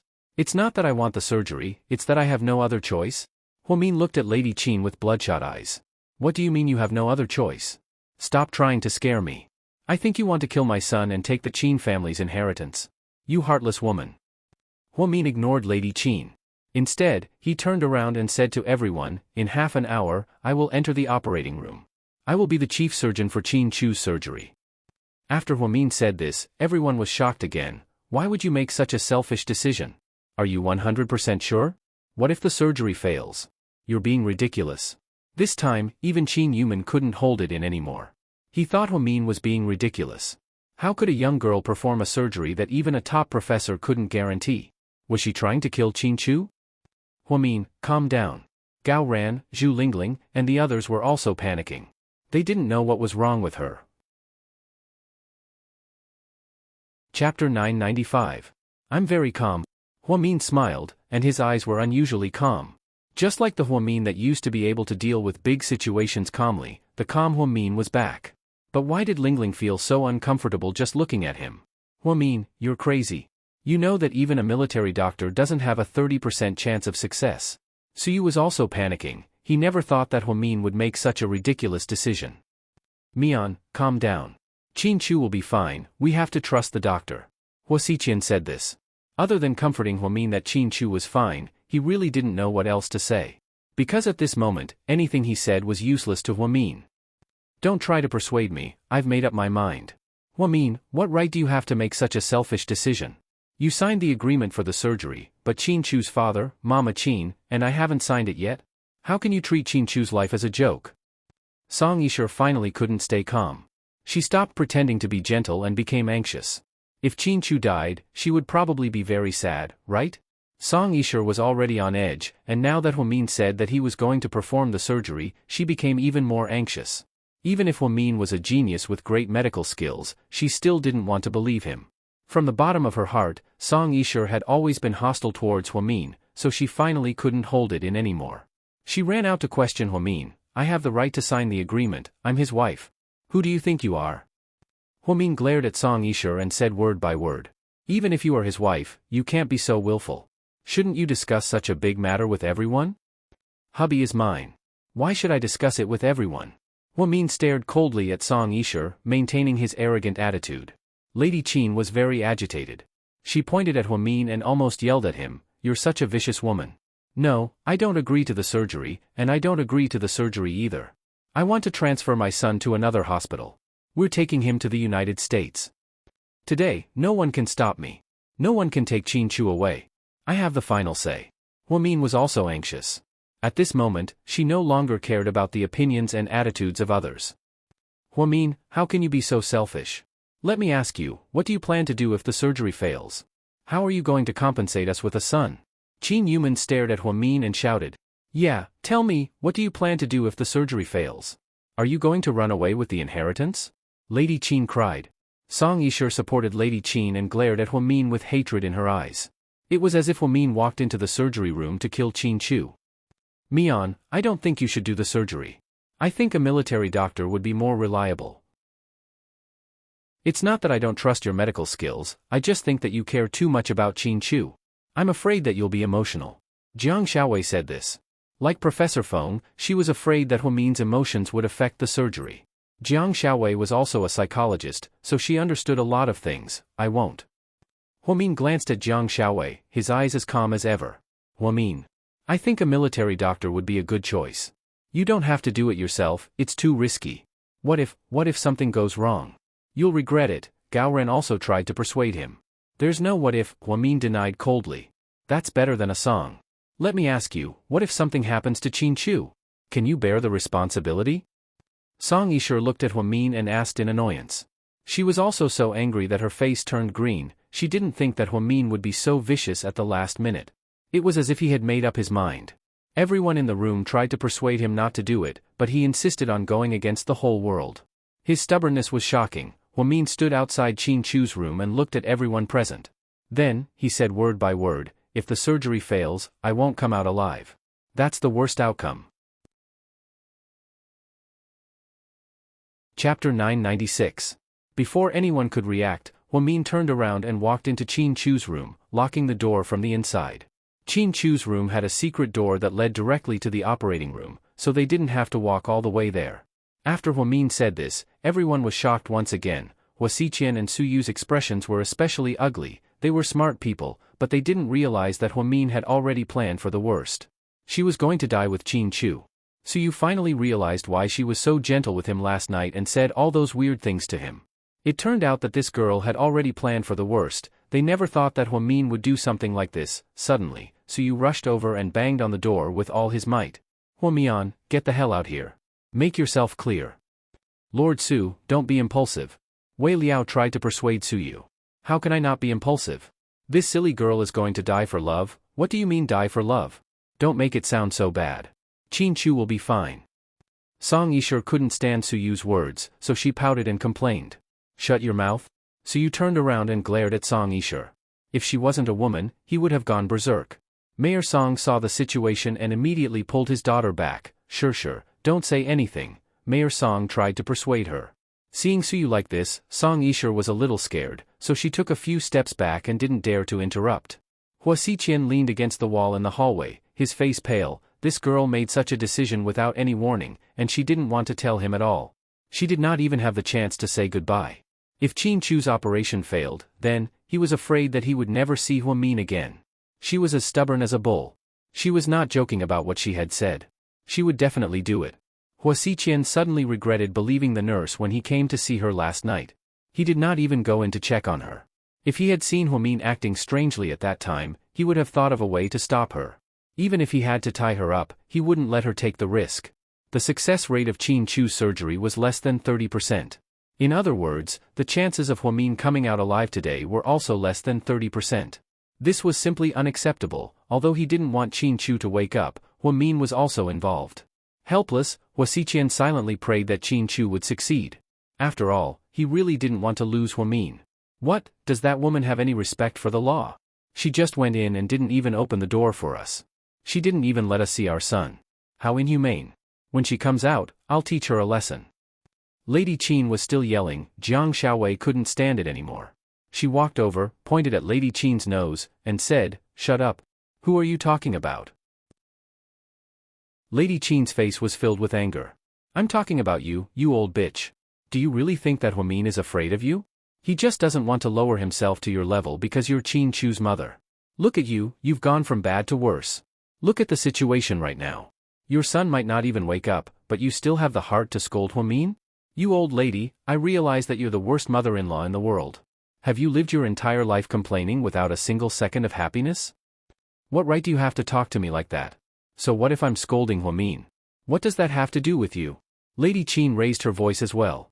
She looked like she was going to go against Jiang Xiaowei. This was already the second time they had argued. The two women didn't like each other and were holding back their anger. Jiang Xiaowei yelled angrily, "Let me ask all of you here today, if Qin Chu dies, Huamin will be buried with him. Can any of you do that? If anyone can, step forward and make a promise. If you can, even I, Jiang Xiaowei, will kowtow to her and call her ancestor, let alone Huamin." After Jiang Xiaowei finished speaking, the entire room fell silent. Chapter 997. Lady Qin, can you do it? If Qin Chu doesn't come out today, can you commit suicide? Lady Qin bit her lip and didn't say anything, but it was obvious that she wasn't confident enough. Can you? Huh? If Qin Chu dies here today, can you die with him and be cremated together? Jiang Xiaowei looked at Song Yishur. Song Yishur was so scared that she took 2 steps back and hid behind Lady Song. President Qin, can you do it? Can you do this for your son? Live and die together? Jiang Xiaowei glared at Qin Yuman and questioned him. Qin Yuman shook his head. He couldn't. It wasn't that he didn't love his son, but he still had the GK Empire and his wife to take care of. Anyways, he had too many concerns. None of you can do it, right? If you can't, then shut up. None of you have the right to criticize Huamin, because she can do what you can't. She has her mother, her brother, her friends, her favorite job, her favorite food, and her favorite food. She likes to live in this world, but to her, Qin Chu is more important than anything else. She can't care about anything else. Jiang Xiaowei roared fiercely, slightly, "Be careful not to disturb the baby," Wei Liao reminded her. "Get out of my way." Jiang Xiaowei was so angry that she didn't even care about Wei Liao. She was so angry that she was drowning in the sadness of Huamin entering the ore, but she couldn't help but watch as these people continued to criticize Huamin. Life was the most precious thing in the world, but Huamin was willing to throw it away for Qin Chu. This was something that even Qin Chu's parents couldn't do. From now on, until the end of the surgery, if anyone dares to criticize Huamin again, I'll tear their mouth apart. I mean it. Jiang Xiaowei threatened. Everyone fell silent. Lady Qin couldn't be arrogant anymore. She turned her head and didn't say anything. Song Yishur also stopped showing off and hid behind her parents. In the face of life and death, everyone was afraid of everyone. Huamin was also afraid of death, but compared to death, she was more afraid of losing Qin Chu. Jiang Xiaowei's anger suppressed the crowd. Zhu Lingling walked up to her and whispered, "You're so awesome. I like you so much." She even secretly gave her a thumbs up. Even Zhu Lingling didn't dare to say these words. She wasn't as domineering as Jiang Xiaowei. After being scolded by Jiang Xiaowei, "So you stopped making a scene," the only thing they could do now was to wait and hope that they could come out safely. They hoped that Huamin could come out safely and not with 2 corpses. Inside the room, Huamin pushed Qin Chu out of the room through a secret door. She walked very slowly the entire way. Looking at Qin Chu's pale face, Huamin suddenly wasn't afraid of anything. She was happy to be with Qin Chu like this. "Don't worry about losing me, I'll be with you forever. Today, if you live, I live. If you die, I die." After speaking, Huamin leaned down and gently kissed Qin Chu's forehead, then, she pushed him through the door of the operating theater. "Dr. Hua, change your clothes and disinfect them. We can start now," Director Su reminded her. Huamin nodded and began to prepare everything. She was the chief surgeon today. The assistant doctors were Professor Feng and Director Su, as well as 4 elite assistants.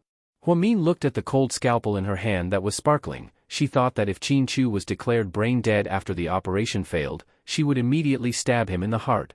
As a medical student, she knew all too well where she could kill with 1 stab. After preparing everything, she slowly walked to the operating table. "Let's begin," Professor Feng announced. Huamin's hand, which was holding the scalpel, began to tremble slightly. She never thought that one day, she would be able to operate on the man she loved. What kind of immense pressure was this? Chapter 998. At 7:30 a.m., the surgery officially began. Everyone outside the OR waited anxiously, their hearts filled with unbearable torment. Suyu was restless. He bit his fingers and rubbed his forehead. Hua Xiqian, on the other hand, looked calm on the surface. He was playing games on his phone the entire time. He tried to distract himself, but his heart was in turmoil. Jiang Xiaowei was in a bad mood. She sat on a chair in the hallway and didn't say a word. Slightly, "Do you want some water?" "No." "Then do you want to eat something?" "I'll go buy some fruit." "No. You're pregnant. You can't hurt yourself like this." Wei Liao was speechless. He was depressed and worried about Qin Chu and Huamian, but he was more worried about his wife and children's safety. "You're so annoying. I already told you I'm fine." Jiang Xiaowei was in a bad mood. All these years, Huamin was her only good friend. Although they hadn't known each other for a long time, they got along well. Therefore, she was extremely frustrated, especially when she saw Huamin make such a big sacrifice. She cried a few times. Zhu Lingling gritted her teeth and hid at the end of the hallway to smoke by the stairs. Her addiction to smoking was much worse than Huamin's. Huamin only smoked when he was sad, while she smoked when she stayed up late. Gao Ran suddenly walked up from behind her. He snatched the cigarette from her hand, threw it on the ground, and stomped on it. "People who smoke often have black lungs. So what? They'll die young. No one can live to be 100 years old, so what's wrong with dying young?" Zhu Lingling gave up on herself. "I know you're sad, but don't be like this," Gao Ren comforted her. "Stupid cop, do you think they'll come out?" Zhu Lingling asked in a trembling voice. "I think so." Gao Ren was also upset, but he still hoped that Qin Chu and Huamian would be fine. "But why do I feel so worried? My heart has been hanging in the air. It's as if there's no place to rest." Zhu Lingling pointed to her chest. Tears casually rolled down her cheeks. Seeing Zhu Lingling crying, Gao Ran felt very uncomfortable. He took out a tissue and gently wiped her tears. "Don't cry. I believe they'll be fine." Zhu Lingling couldn't hold it in anymore. She threw herself into Gao Ran's arms and burst into tears. "Gao Ran, I feel terrible. I can't imagine not being able to see Huamin again. I've known her for so many years. I really can't accept this." I understand everything." Gao Ran gently hugged Zhu Lingling and patted her back, trying to make her feel better. On the other side, Mr. and Mrs. Qin also looked sad. After being scolded by Jiang Xiaowei, Lady Qin didn't say anything else. Sure, let's go first," Lady Song suddenly said in a low voice. "Mom, the surgery isn't over yet." Song Yishur didn't understand why her mother wanted to leave at this time. Lady Song glanced around and found that no one was looking at her.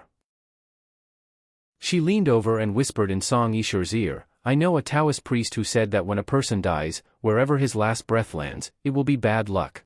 Whoever it lands on will be unlucky for a year. I think Qin Chu is doomed this time. His wife probably won't make it either. Let's go first. Otherwise, if the surgery fails and he comes out to say his last words and then dies, it'll be bad luck for us." "Mom, how can you do this?" Song Yishur looked at her mother in disbelief. She actually cared about these things, and was superstitious about them. "Silly girl, I'm not afraid, but you can't. You're not married yet, so I can't let you be unlucky. Let's go."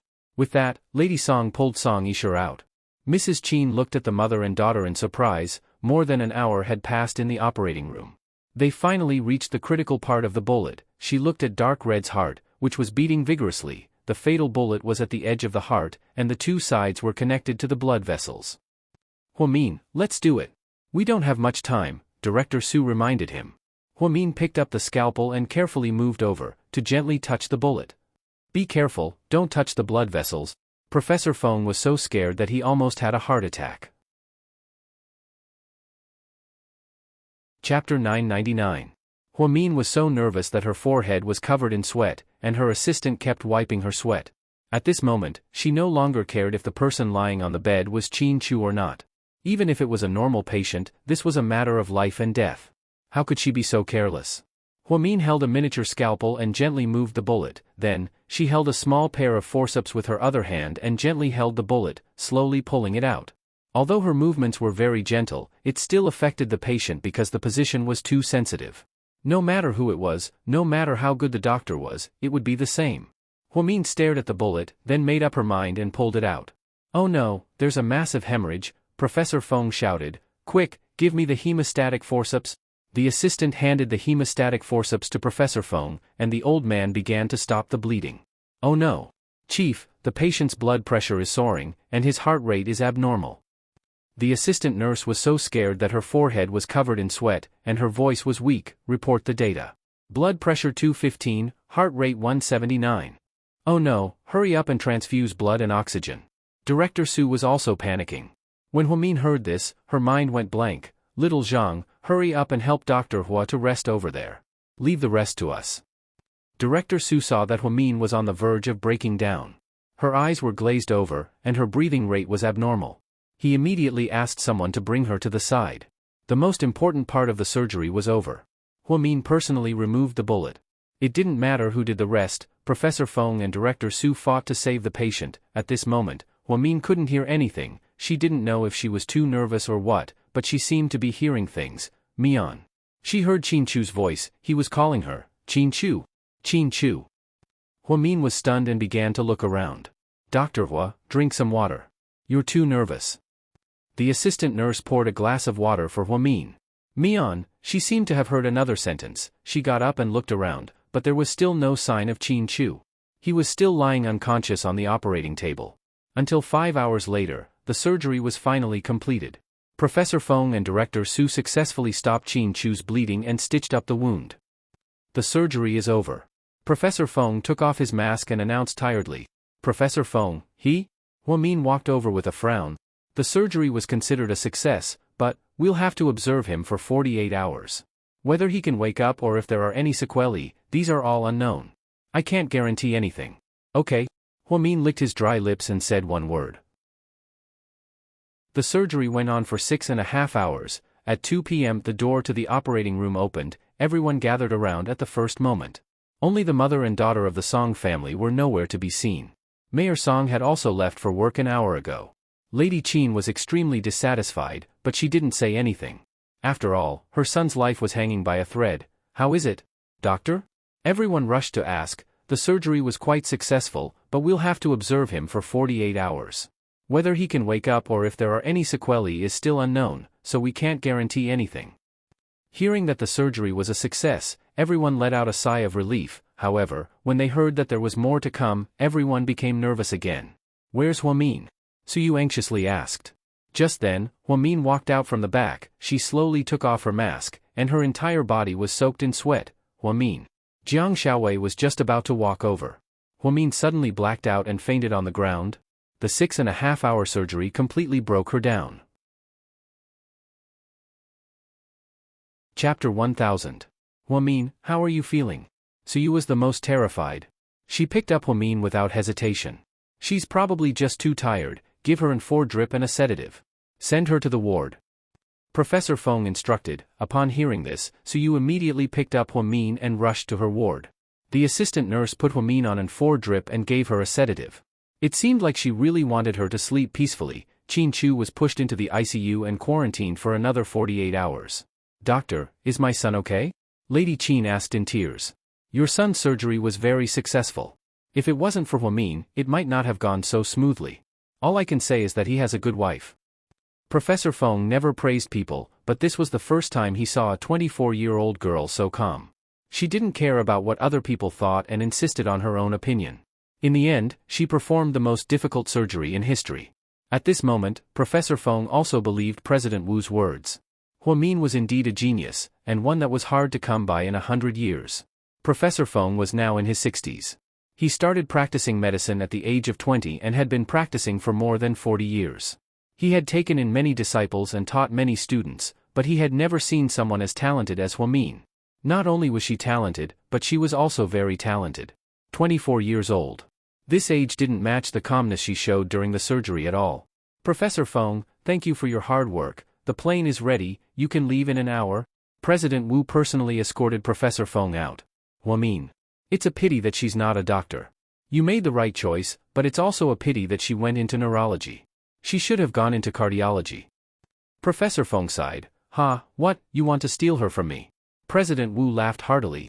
"When she wakes up, you can ask her if she's willing to come to Jingdu to be a military doctor," Professor Feng said kindly. "There's no need to ask. She definitely won't leave. This is her hometown. There are many people and things that she cares about." Professor Feng nodded. "If I run into any problems in the future, you can lend me Huamin. That child is incredible." "No problem. Thank you for your hard work, Professor Feng." After President Wu finished his conversation with Professor Feng, he returned to Qin Chu's ward. Now, only the couple from the Qin clan were left in front of Qin Chu's ward. Everyone else went to Huamin's ward because they knew that Qin Chu seemed to be fine for the time being. Now, the pitiful one was Huamin. He had to bear a lot of pressure to complete the surgery. "President Wu, when will my son wake up?" Qin Yuman asked in a heavy tone. "I'm not sure yet, but don't worry. If even Professor Feng said that the surgery went smoothly, then it really went well. The rest is up to him to recover. I'm sure he'll wake up. My son, he's very persistent." Qin Yuman looked at Qin Chu in the ward and felt very sad. "The truth is, I have no right to interfere with your family matters, but I want to tell you that Huamian is a good girl. There's an old saying that goes, heaven and earth are our witnesses, and the sun and moon are our witnesses. You really shouldn't have treated her like that. I don't think any of you have the courage that she has. You have no idea what kind of pressure she's under? I just heard from Director Su that Huamin had a nervous breakdown after the bullet was removed in the operating room. She was in a trance and even had auditory hallucinations. I really pity this child." After hearing President Wu's words, the couple from the Qin clan fell silent. Lady Qin didn't seem to mind, but Qin Yuman felt a little guilty. "We'll reflect on it." Qin Yuman regretted his attitude towards Huamin. "Now that my son is fine, she's fine too, right?" Lady Qin said unwillingly. "Then you should know that if something happened to Qin Chu, you wouldn't have seen Huamin come out alive," President Wu said in a heavy tone. Inside Huamin's ward, Suyu looked at Huamin's pale face and felt as if someone had stabbed him in the heart. "I've seen so many women, but I've never seen one as heartless as you. You're a cold-blooded animal." So you cursed at Huamin. She would never know what kind of torture so you went through in the past 6 hours. Chapter 1001. He would rather go to the battlefield and fight a real war than go through another 6 hours like this. It was as if his heart was being whipped at every moment. The phrase living a life worse than death probably described how he felt during these 6 hours. Is Huamin okay? Zhu Lingling and Gao Ran walked in as well. They were worried when they saw Huamin suddenly pass out. She's fine, didn't the doctor say that she's very tired? She's just very nervous and tired, Gao Ran comforted her. Jiang Xiaowei and Wei Liao walked in as well. Hua Xiqian followed closely behind, but he didn't say anything. He seemed to be very quiet today. Seeing Hua Mian sleeping soundly on the hospital bed with a haggard expression, everyone felt their hearts ache. This silly girl? I don't think there's anyone as silly as her in the world. Jiang Xiaowei was both angry and heartbroken. She's not silly, she's just too stubborn. Once she's set on something, no one can change her mind. She's terrifyingly stubborn. Zhu Lingling added, thank goodness Qin Chu is fine, or else, we might have lost her today. Jiang Xiaowei let out a sigh of relief. Let's all go back and let her rest. She's been sedated, so she won't wake up anytime soon. There's no point in us staying here, Gao Ran advised. Everyone stood up and nodded. Only Su didn't want to leave, Lord Su. Wei Liao kindly reminded him. You guys go first, I'll stay here with her. Su didn't want to leave. No one knew how much he cherished the time he had with Huamin. Okay, you should go back early too. You must be tired after a day. Over the past few days, Qin Chu and Huamin's incident, no one had a good night's sleep. They ran to Southside many times every day. Even Jiang Xiaowei, a pregnant woman, came in the morning, at noon, and at night. Wei Liao was worried that his wife might have a miscarriage. After everyone left, Su quietly accompanied Huamin. The afternoon sun shone on Huamian's pale face, giving it a faint glow. Su got up and closed the curtains a little, afraid that she would be exposed to the sun. Then, he sat down quietly on the chair beside her bed and looked at her quietly. It was as if he couldn't get enough of her. The military doctor said that Qin Chu was still in critical condition and that there was still 48 hours of observation left. However, since the surgery was successful, Qin Chu should not have any accidents. This meant that once Qin Chu woke up, this matter would be over, and he would no longer have the right to run around Southside to take care of Huamin. Therefore, he greedily wanted to stay a little longer, look at her more, and spend more time with her. It was better to be quiet like this, so you felt like he was living like a madman. He actually didn't ask for anything in return and only gave silently. More than an hour passed, and the sky gradually darkened. Seeing that it was about time, Su got up and prepared to leave. Before he left, he took off the bullet shell again and placed it beside Huamin's pillow. His movements were very gentle, for fear of waking her up. He said, "You're not dead, so I can't forget you, so this promise doesn't count. So, I'll still return the bullet to you." After he finished speaking, he looked gently at Huamin and smiled, "Silly girl, sweet dreams." Then, Su left reluctantly. When Huamin was at her weakest, when Qin Chu's life was hanging by a thread, Su, his love rival, didn't take advantage of the situation. He was anxious as if it was his own business. He was busy everywhere, looking for the military doctor, begging his grandfather, and taking care of Huamin. He used to be the most hot-tempered prince in this city. He was also the most extravagant tycoon in this city. But because of such an ordinary woman, his life quietly changed. If he hadn't met Huamin, he might not have known what it felt like to love someone. If he hadn't met Huamin, he might not have known what it felt like to yearn for something but not be able to get it. If he hadn't met Huamin, he wouldn't have known the pain of lovesickness. If he hadn't met Huamin, he wouldn't have known that one day, he could love someone to the point of madness. If Huamin didn't come out today and died with Qin Chu, he couldn't imagine what he would do. He didn't dare to think about it. So you walked out of Southside, lonely. He got into the black Lamborghini 6th Elemental and drove away. Huamin woke up 12 hours later. It was past 2 in the morning, not even 3. Dr. Hua. The assistant nurse heard the sound and got up in a daze. "Where's Qin Chu?" The first thing she said when she woke up was still Qin Chu. Chapter 1002. Dr. Hua, don't worry. Your husband is fine and the surgery went smoothly. He's currently in the ICU for observation. Director Su said that he'll be under observation for 48 hours. If he wakes up, he'll be fine. I'll go take a look. Huamin struggled to get up, however, she felt dizzy. Dr. Hua, you're exhausted. I suggest you rest more. It's still early, why don't you sleep a little longer? No, I want to see Qin Chu. Huamin stubbornly got up and ignored the assistant nurse beside her. She held onto the wall and walked towards the door step by step. The assistant nurse's heart ached when she saw Dr. Hua like this. She couldn't even walk properly, yet she was still worried about her husband. It seemed like she really loved him. Outside the ICU, Huamin put on her scrubs and gently pushed open the door. Qin Chu was still lying there quietly. It was very quiet. She slowly walked over and sat down beside him. Then, she held one of his hands. His hand was a little cold.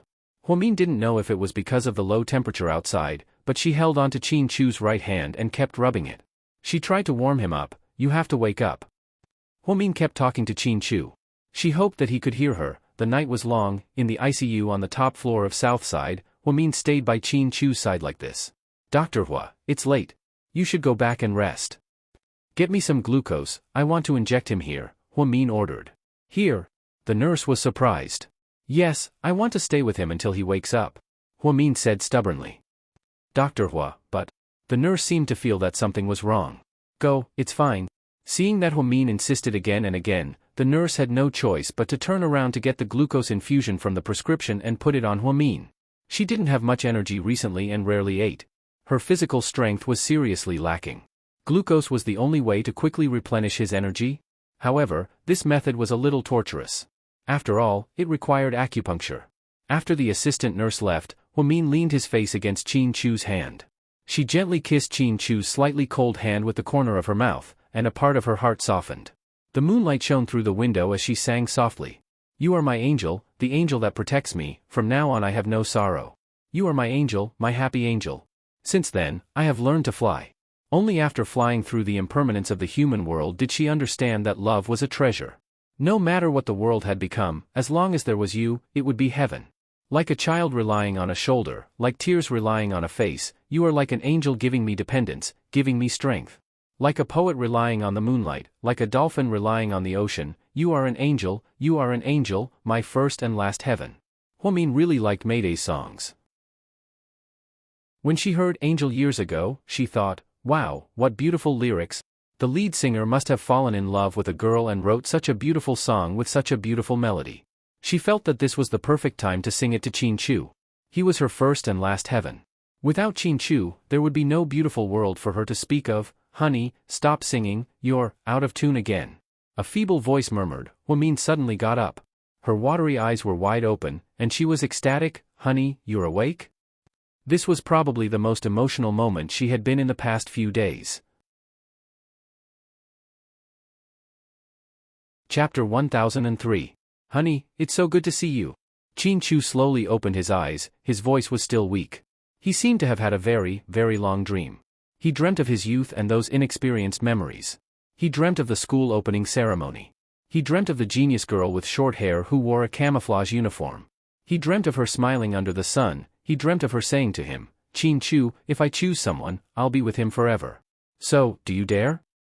He had such a long and sweet dream, and now, he was finally awake. Being able to see Huamin as soon as he woke up was already the greatest comfort for Qin Chu. "Dummy, you'll live to be 100 years old." Huamin tightly held onto Qin Chu's hand as tears instantly rolled down her cheeks. Her tears fell like pearls from a broken necklace. She had been tense for the past few days, but at this moment, she was finally able to let go of all her emotions. She finally felt as if a huge rock had been lifted off her chest. "Don't cry, you'll become ugly." Qin Chu gently held onto Huamin's little hand and comforted her. She cried beside Qin Chu for a while. After venting her emotions, Huamin suddenly remembered something and got up to pour Qin Chu a glass of water. Then, she brought a glass of water with a straw to his lips. "Honey, drink some water first." Qin Chu obediently drank the water slowly. Professor Feng and the others all said that you might have to be under observation for 48 hours.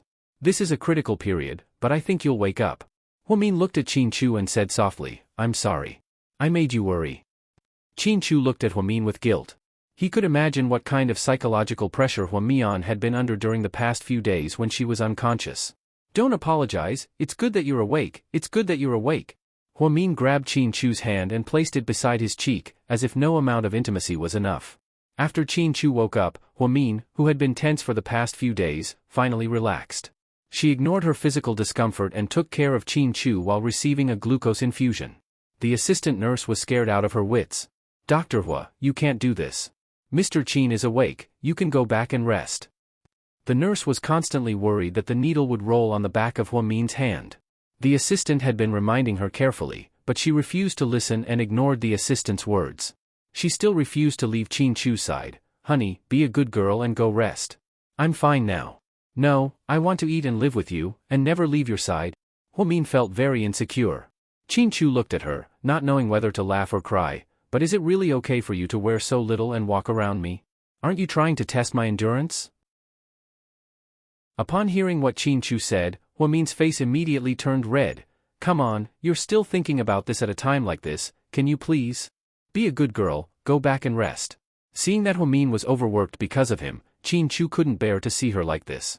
He kept trying to persuade her to go back to her room, but, "No, I'm going to stay here." "What? Are you going to bite me?" Huamin was completely shameless. Even if Qin Chu chased her away, she wouldn't leave. She even acted like a pervert in the end. But was Mr. Qin someone who would be scared? "Okay, you said it yourself." After speaking, before Huamin could say anything, Qin Chu suddenly looked up and bit her lips. She was caught off guard. Dr. Hua, you guys go back to work, I'm going to go now." The assistant nurse was scared out of her wits. She immediately covered her eyes and ran out of the room. The kiss lasted for 2 whole minutes, from domineering to clingy, from reckless to gentle. It seemed like a long process. Originally, Huamin thought that since they were an old married couple, she wouldn't be shy anymore. However, she still felt her heart race. After a long time, Qin Chu finally let go of her and leaned back on the pillow. "You're acting like a pervert as soon as you wake up, you're so shameless," Huamin said with a red face.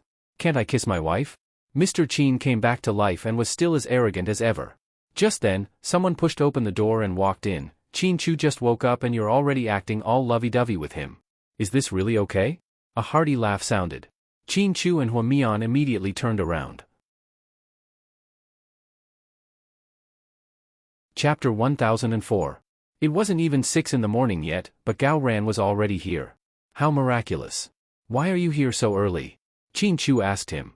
"I was on duty at the police station when I heard from the hospital that you woke up, so I immediately rushed over. I didn't think that you two would put on such a lovey-dovey show for me." Gao Ran was in a great mood. Although he wasn't as sad as Huamin that Qin Chu was in a coma, he was still very worried. Now that he heard that Qin Chu had woken up, he was instantly overjoyed. He didn't even eat breakfast early in the morning as he sped all the way to Southside. Huamin stood up in embarrassment. Gao Ran pulled a chair over and sat down across from Qin Chu. "How are you feeling now?" Qin Chu smiled. "I'm back to full health. This is all thanks to your wife. She was the chief surgeon for your surgery this time. She risked universal condemnation to perform the surgery for you and almost lost her own life." Gao Ran. Huamin anxiously blurted out. She didn't seem to want Qin Chu to know because she was afraid that his heart would ache. Gao Ran's mouth was on par with Zhu Lingling's. They were both on the same level as Huamian's. If anything happened, she would definitely expose him as soon as possible. Seeing Huamin's reminder, Gao Ran wasn't about to shut up. Instead, he said confidently, "Why can't I say it? It's not like this is something to hide. Plus, you should let your husband know how great you are." "Go on." Qin Chu looked at Gao Ran with a smile in his eyes. Huamin lowered her head in embarrassment. To be honest, she didn't think she was great. She didn't intend to use this to claim credit from Qin Chu.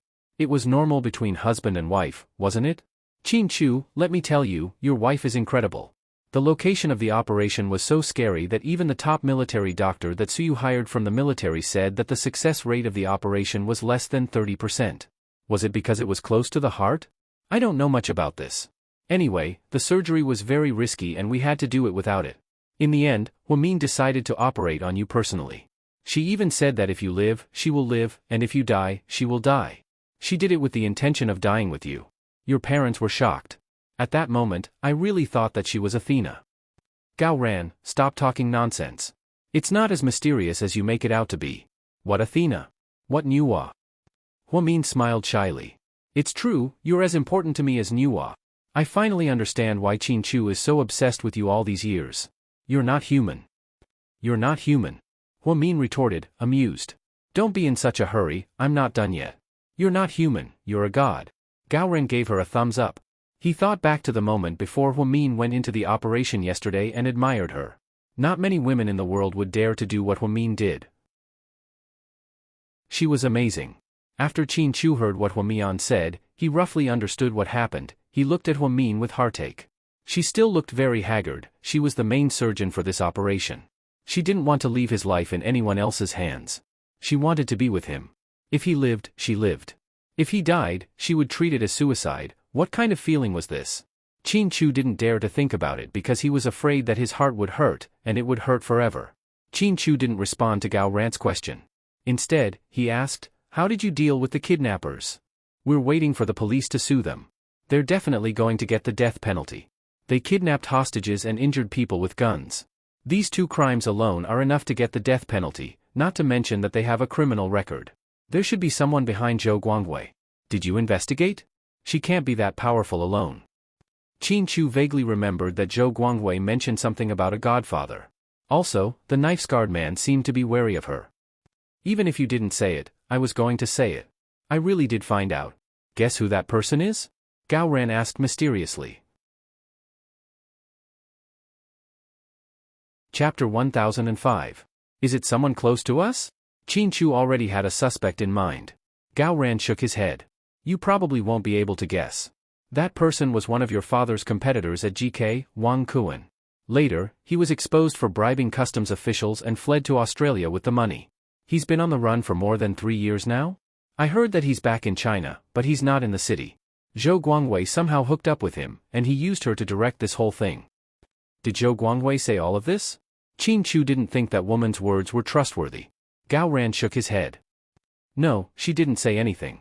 She only has hatred in her eyes and wants to kill your entire family. She's crazy. I only found out from the remaining criminals that the knife-scarred man has a criminal record and is a fugitive. He killed a family of 5 and fled to Myanmar for more than a year. I don't know how he hooked up with Wang Kuan, took his money, and snuck back to the city on Monday to plan Hua Min's kidnapping." Qin Chu nodded and didn't say anything else. "Did you catch Wang Kuan yet?" "No, his whereabouts are secretive and hard to catch. Plus, we're not sure if he's in China." Gao Ran shook his head. "Then if Zhou Guangwei is crazy, does that mean she can get away with it?" Hua Min was unwilling to give up. He knew that there was no death penalty for mental illness, so he didn't want to let Zhou Guangwei get away with it. After all, Qin Chu was shot because of this incident and almost lost his life. Gao Ran shook his head. "No, there's no way she's pretending to be crazy. Even if she really is crazy, we won't test her. We'll still give her the death penalty. Don't worry about that, Qin Chu and I have been buddies for years. I'll definitely avenge him. But there's something strange." Gao Ran suddenly remembered something and said, "What?" Qin Chu looked at him suspiciously. The robbers this time, including Zhou Guangwei, were seriously attacked when they were in prison. They were beaten very badly. Someone must have instructed them to do this. Otherwise, those prisoners would not be so agitated. I wonder whose idea it was? Gao Ran calmly analyzed the situation. Could it be Su Yu? Hua Min didn't beat around the bush and asked directly. "I don't think so. If Su Yu did it, he would have killed them. He wouldn't just beat them up. You know Su Yu's temper. Who else could have avenged us?" Hua Mian was also confused. "Let's put this aside for now, there's no rush." Qin Chu didn't really want to know who did this. You don't have to worry about the city bureau, I'm here," Gao Ren comforted him. Gao Ren stayed for a while and even got a free breakfast before he left. After he left, Hua Min came over to feed Qin Chu some porridge. "Honey, open your mouth." "Ah," Qin Chu laughed. "I'm your husband, not your son. You don't have to do this, it's scary." Qin Chu was speechless when he saw Hua Min take care of him like he was a child. At this time, the Qin clan couple and Song Yishur came in, so Hua Min didn't care. He continued to feed Qin Chu spoonful by spoonful. Qin Chu cooperated and ate his porridge in silence. Ahem. Lady Qin coughed twice, as if she wanted to remind them. "Dad. Mom." Qin Chu was the first to speak. "Son, I'm glad you're awake. How do you feel?" Qin Yuman and his wife walked over. Hua Min placed the bowl of porridge on the cabinet and turned around to leave. She knew that the Qin clan couple didn't like her, but she didn't like them either. When Hua Min walked to the door, Song Yishur suddenly said, "Hua Min, thank you for the past few days." Hua Min, who was about to leave, immediately stopped in her tracks. She frowned slightly and turned around to glare at Song Yishur. Chapter 1006. What did Miss Song say? Hua Min looked at Song Yishur with a smile, as if she really didn't hear what Song Yishur said. "I said, thank you for your hard work these past few days," she repeated. "Haha, you make it sound like I'm an outsider and you're Qin Chu's wife." Hua Min chuckled. "No. I really didn't mean that. Please don't misunderstand me. Song Yishur waved her hands and explained to Huamin. Are you sure you didn't do it on purpose? Are you telling the truth? Do you dare to swear? If you're lying, won't you die a horrible death? Huamin challenged. Song Yishur's expression turned ugly. She was clearly put in a difficult position by Huamin's words.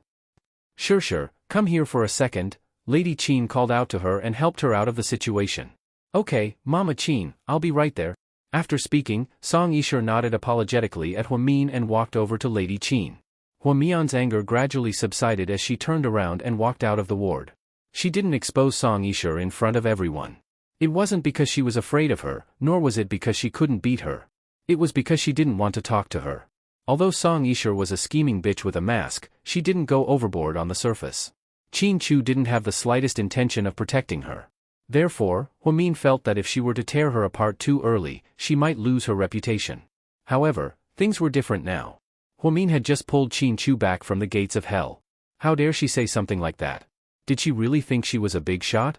She really took advantage of him. Huamin walked out with an ugly expression. She decided that it was time to deal with Song Yishur. Otherwise, that woman would really think that she was a pushover. Did she really think that she was a stupid woman and treated her like an idiot? After taking care of Qin Chu for so long, she said that it was hard work. Who was she? Did she have the right? Huamin lowered her head and sneered. Qin Chu lay on the hospital bed. He still didn't look very good. He had just woken up and his energy hadn't recovered. Chu, leave the company to me. Don't get distracted, just focus on your recovery, Qin Yuman said in a serious tone. Slightly Qin Chu nodded his head. Son, I was so scared this time.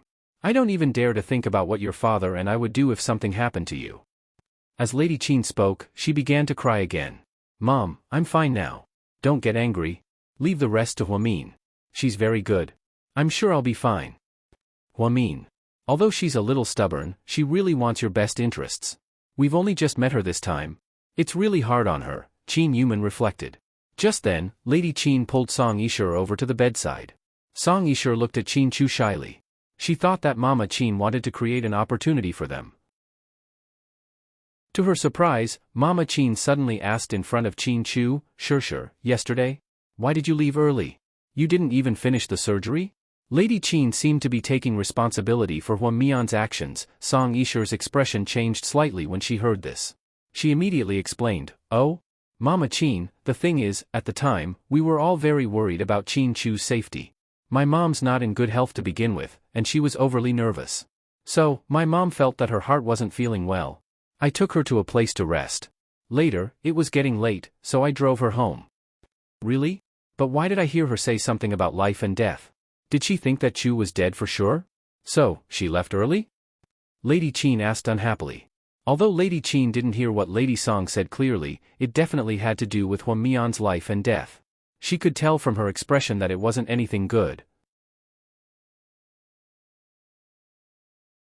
Chapter 1007. No, Mama Qin, you heard wrong. My mom said that Qin Chu hasn't woken up yet, and if we all collapse from exhaustion, what would we do? As for life and death, I think she said that life and death are unpredictable, and that we should all cherish our lives. That's probably what you heard, right? Song Yishur tried to hide her smile. Oh, so that's how it is? Mrs. Qin replied suspiciously. Just then, Song Yishur looked at Qin Chu on the hospital bed and smiled shyly. Qin Chu. I knew you'd be fine. I've prayed with Jesus many times and silently prayed for you. I'm sure God will protect you. Qin Chu glanced at Song Yishur's face and said awkwardly, Thank you. Son, after you're discharged, take Huamin home with you. Your mom and I have decided to apologize to her. You can only see the truth in a life and death situation? Huamin has suffered a lot. You almost died, and she went with you, Qin Yuman suddenly said. Song Yishur's face fell upon hearing this, and her fingernails dug into her palms. Mom, Dad, you finally thought it through. Your dad wants to apologize? I don't want to apologize. I'm already so old, it's like a slap in the face. Lady Qin seemed embarrassed. The truth is, it's fine as long as you don't hate her anymore. Mian, although she looks cold on the surface, she's actually a very nice person. She'll remember anyone who treats her well? It's not what you think. If you can resolve the conflict between the two of you, I'll be relieved. Qin Chu chuckled. I think, even if Mama Qin and Mr. and Mrs. Qin apologize, Huamin won't forgive you. After all, she has a hot temper. If she says something too extreme, it'll be difficult to clean up the mess. So, you should be careful with your words, Song Isha reminded them. She didn't know why, but she felt uncomfortable when she heard that the Qin clan couple wanted to reconcile with Huamin. Didn't Mrs. Qin say that Huamian was the most detestable and liked her the most? She didn't want to see the world at peace and happy family. That would make her feel bad. How come you seem to know Huamin better than I do? Are you close to her? Qin Chu turned his head and sneered at Song Isha. This woman was disgusting. He was talking about family matters with his parents, but she was trying to butt in. Oh, no, that's not what I meant. Qin Chu, you've misunderstood me. Huamin and I are friends. After interacting with her for a while, I realized that she has a strong personality, so I'm worried that she won't give face to Mama Qin and Mr. and Mrs. Qin. If that happens, you two won't be able to back down. Song Isha felt that she might have gone a little overboard, which was why Qin Chu was unhappy. She immediately changed the topic and took back her words, and continued with her pretense. I know my wife very well. I don't want outsiders to worry about family matters. Qin Chu's words made Song Isha feel like she had been slapped in the face. She stood behind Lady Qin and didn't dare to say another word. Qin Chu was too powerful. If he didn't like what he heard, he would directly make you lose face. He wouldn't give you a tactful reply, nor would he be merciful just because you were a girl. To him, women who weren't Huamin were people he didn't need to pay attention to or care about. It was that simple. Therefore, he really didn't need to give face to Song Isha. He directly retorted in front of his parents, making Song Isha obediently shut up. Huamin didn't return to her room. Instead, she planned to visit Yang. Ever since her accident, she forgot to ask about the kid's surgery and recovery. When she arrived at the VIP room, she realized that it was empty. Dr. Hua. The young nurse greeted obediently. Where's the patient in this room? Huamin asked. Chapter 1008. He's already been discharged? When? Huamin was slightly surprised. He left the day before yesterday. Okay, I got it. Huamin nodded, took out her phone, and dialed Ingzi's number. A young lady. Hello. Sister Ingzi was now extremely polite to Huamin, completely different from before. This wasn't only because Huamin was GK's a young lady, but also because Sister Ingzi admired Huamin's way of dealing with people. Huamian was decisive, straightforward, loyal, and most importantly, resolute. After signing Yang, Huamian had been promoting him like crazy, helping him take his career to the next level. After Huamin found out that Yang was sick, she personally contacted the hospital and arranged for his surgery. All of this was done by Huamin. In all these years, Yang had never been treated so well by anyone. Therefore, he truly treated Huamin like an older sister. Sister Ingzi, how come Yang was discharged so soon? Wasn't he supposed to stay for half a month? Huamin frowned slightly. She was worried that Yang wouldn't be able to recover well if he went home early. A young lady. I don't know where the paparazzi got the news that Yang was recuperating here, but several paparazzi came to the hospital to spy on him. I was worried that the plan would be exposed, so I discharged him early. However, I also contacted his attending doctor. He looked at the CT scan and said that he's recovering well. We also hired a professional nurse to take care of him. How is he doing right now? Huamin asked worriedly. He's doing very well, a young lady, don't worry. Sister Ingzi's tone was gentle. From her tone, Huamian knew that Yang was fine. Otherwise, she would be the first one to worry. That's good. Tell him to rest and not to rush out, the company will arrange for him. Huamin nodded. Just as he was about to hang up, Sister Ingzi asked. A young lady. I have something to ask you. The truth is, there's been a rumor going around. Sister Ingzi paused. What rumor? Huamin slightly frowned. The rumors are spreading like wildfire. Some say that something happened to young Madam and President Qin. You guys haven't shown up at GK in a while, and I was worried when I didn't see you at Southside. I heard that the company has returned to the chairman, so did you guys leave GK? Or did something happen? If it's just a rumor, then don't believe it. We're fine. President Qin and I just went on vacation, we didn't leave GK. We just took a break from work and asked the chairman to help us out for a few days. Huamin comforted her. I see. Okay, I'm relieved. After hanging up, Huamin let out a slight sigh of relief. Qin Chu suddenly disappeared from GK, and the chairman returned to GK. Everyone was suspicious. Many people in the company guessed that something had happened to President Qin because he suddenly left without saying goodbye and didn't even say a word. Even his trusted assistant, Assistant Yang, didn't know what happened. She was confused by everyone's questions.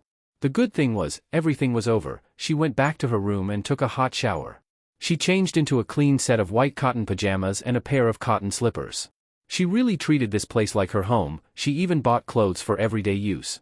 Just as she was about to go downstairs to buy some fruit for Qin Chu, she bumped into Hua Xiqian in the hallway.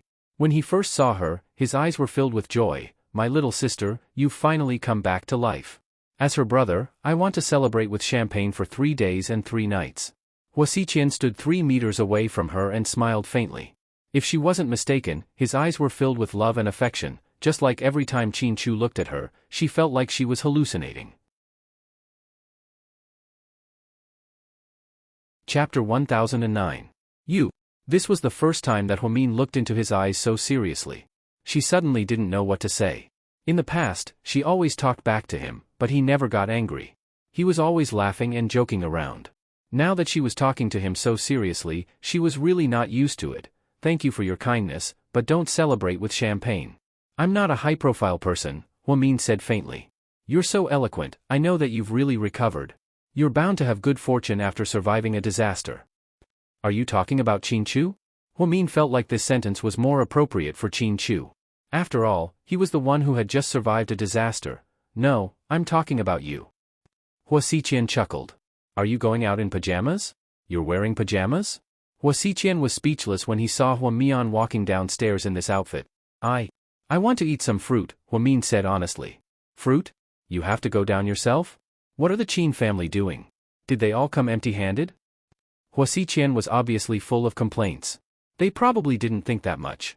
They were just worried about Qin Chu's safety. Huamin found an excuse for the Qin family. However, he couldn't blame Mr. and Mrs. Qin. They were so scared that they didn't have the time to buy fruit. This morning, Lady Qin and Qin Yuman rushed over when they heard that Qin Chu had woken up. They bumped into Song Yisher at the door. The 3 of them came empty-handed and didn't bring anything with them. Hua Mian, on the other hand, was tired of eating plain porridge all the time. She wanted to improve her relationship with Qin Chu. "Okay? You shouldn't go out like this. Your immune system is so weak, you might catch a cold," Hua Xiqian said as he turned to look at the nurse on duty. "Come here." Then, he took out a 1,000 yuan bill from his pocket and handed it to her. "Go out and buy some fresh fruit. You can have the rest. Don't worry about the duty station, I'll take care of everything." Because Hua Xiqian was the president of the Hua Foundation, everyone knew that he had a high status at Southside and had a good relationship with the hospital director. No one dared to question his power. The nurse took the money and asked weakly, "President Hua, what kind of fruit do you want?" Hua Xiqian looked at Hua Mian. "Ask her." The nurse turned to Hua's eyes. "Hua Mian, anything's fine, whatever." Hua Mian didn't know what she wanted to eat anymore. "Then I'll buy a little of each item. Here's another 1,000 yuan. Hua Xiqian took out another 1,000 yuan from his wallet and handed it to her. The nurse took the money and jogged out of the hospital. People who didn't know better would think that Hua Xiqian spoiled his sister, and in fact, he did.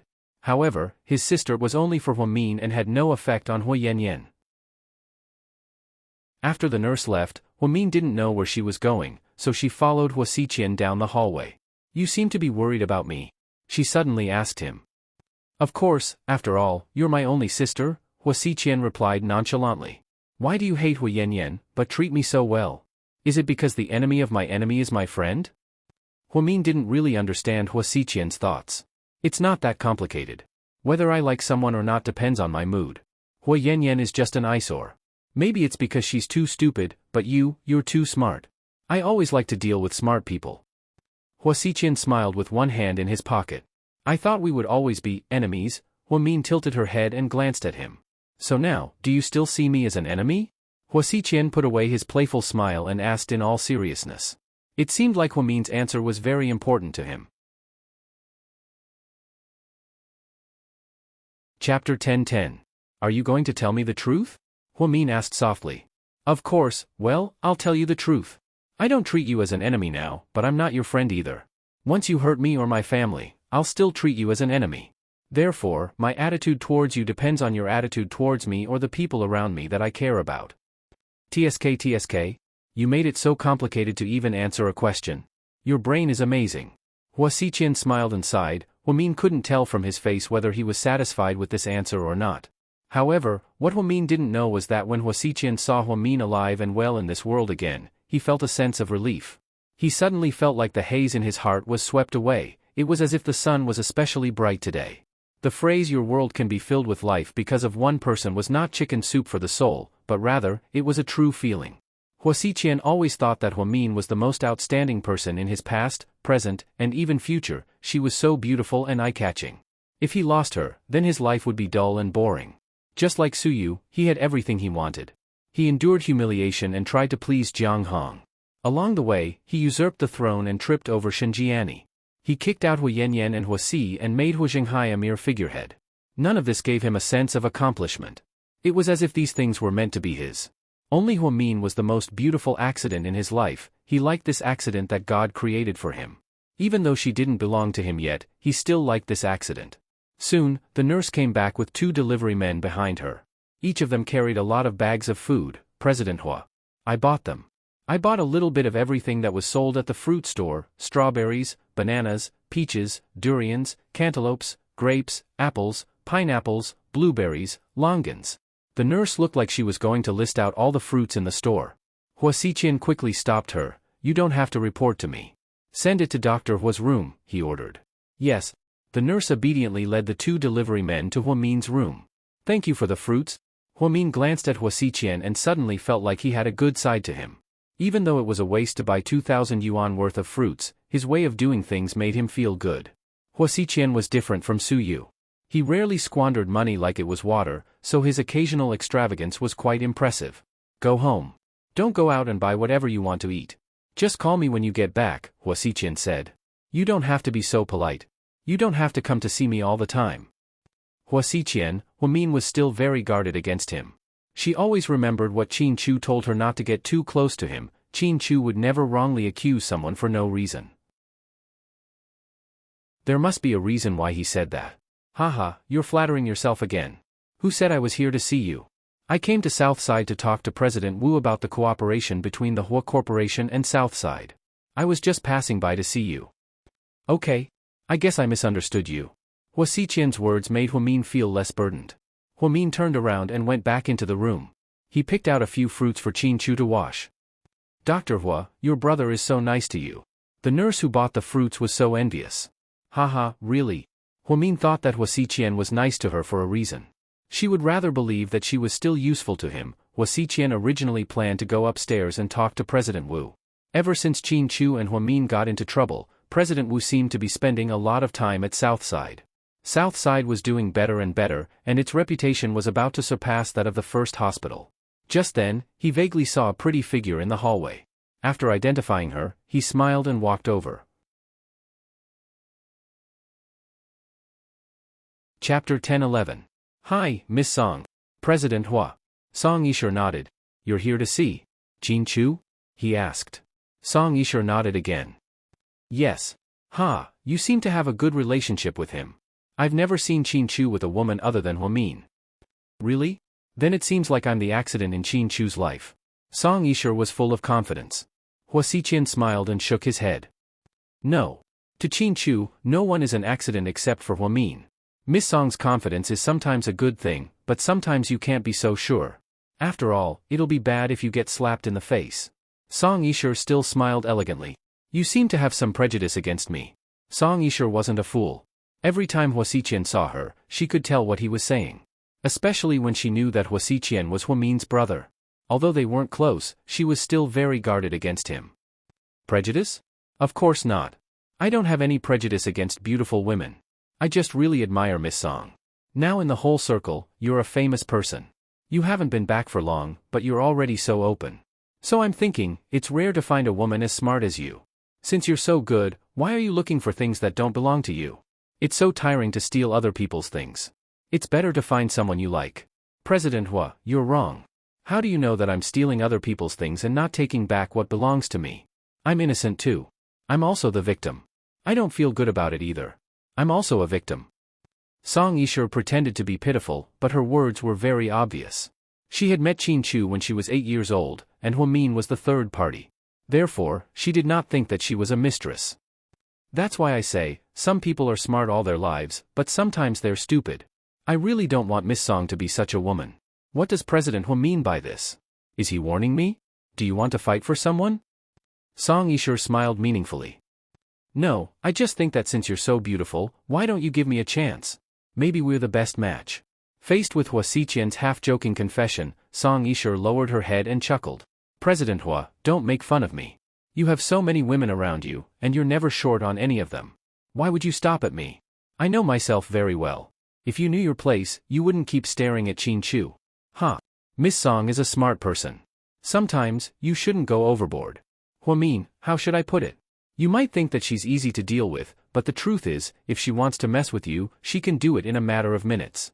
You're smart, but she's smarter than you. You should be careful. Hua Xiqian's explicit reminder made Song Yishur very unhappy. Who was Huamin? Would she be afraid? What a joke, she was the mayor's precious daughter and the darling of the upper class. So many rich men would love nothing more than to date her. Huamin was a woman with no looks, no education, and no background. How could she compare to her? So, you're warning me and threatening me on behalf of Huamin? So, is everyone in the Hua family so self-righteous, arrogant, and annoying? Do you think I'm afraid? Do you think I'm that easy to deal with? Song Yishur sneered as she looked at Hua Xiqian. This was the first time she revealed her true self in front of an outsider. She suddenly didn't want to pretend in front of him anymore.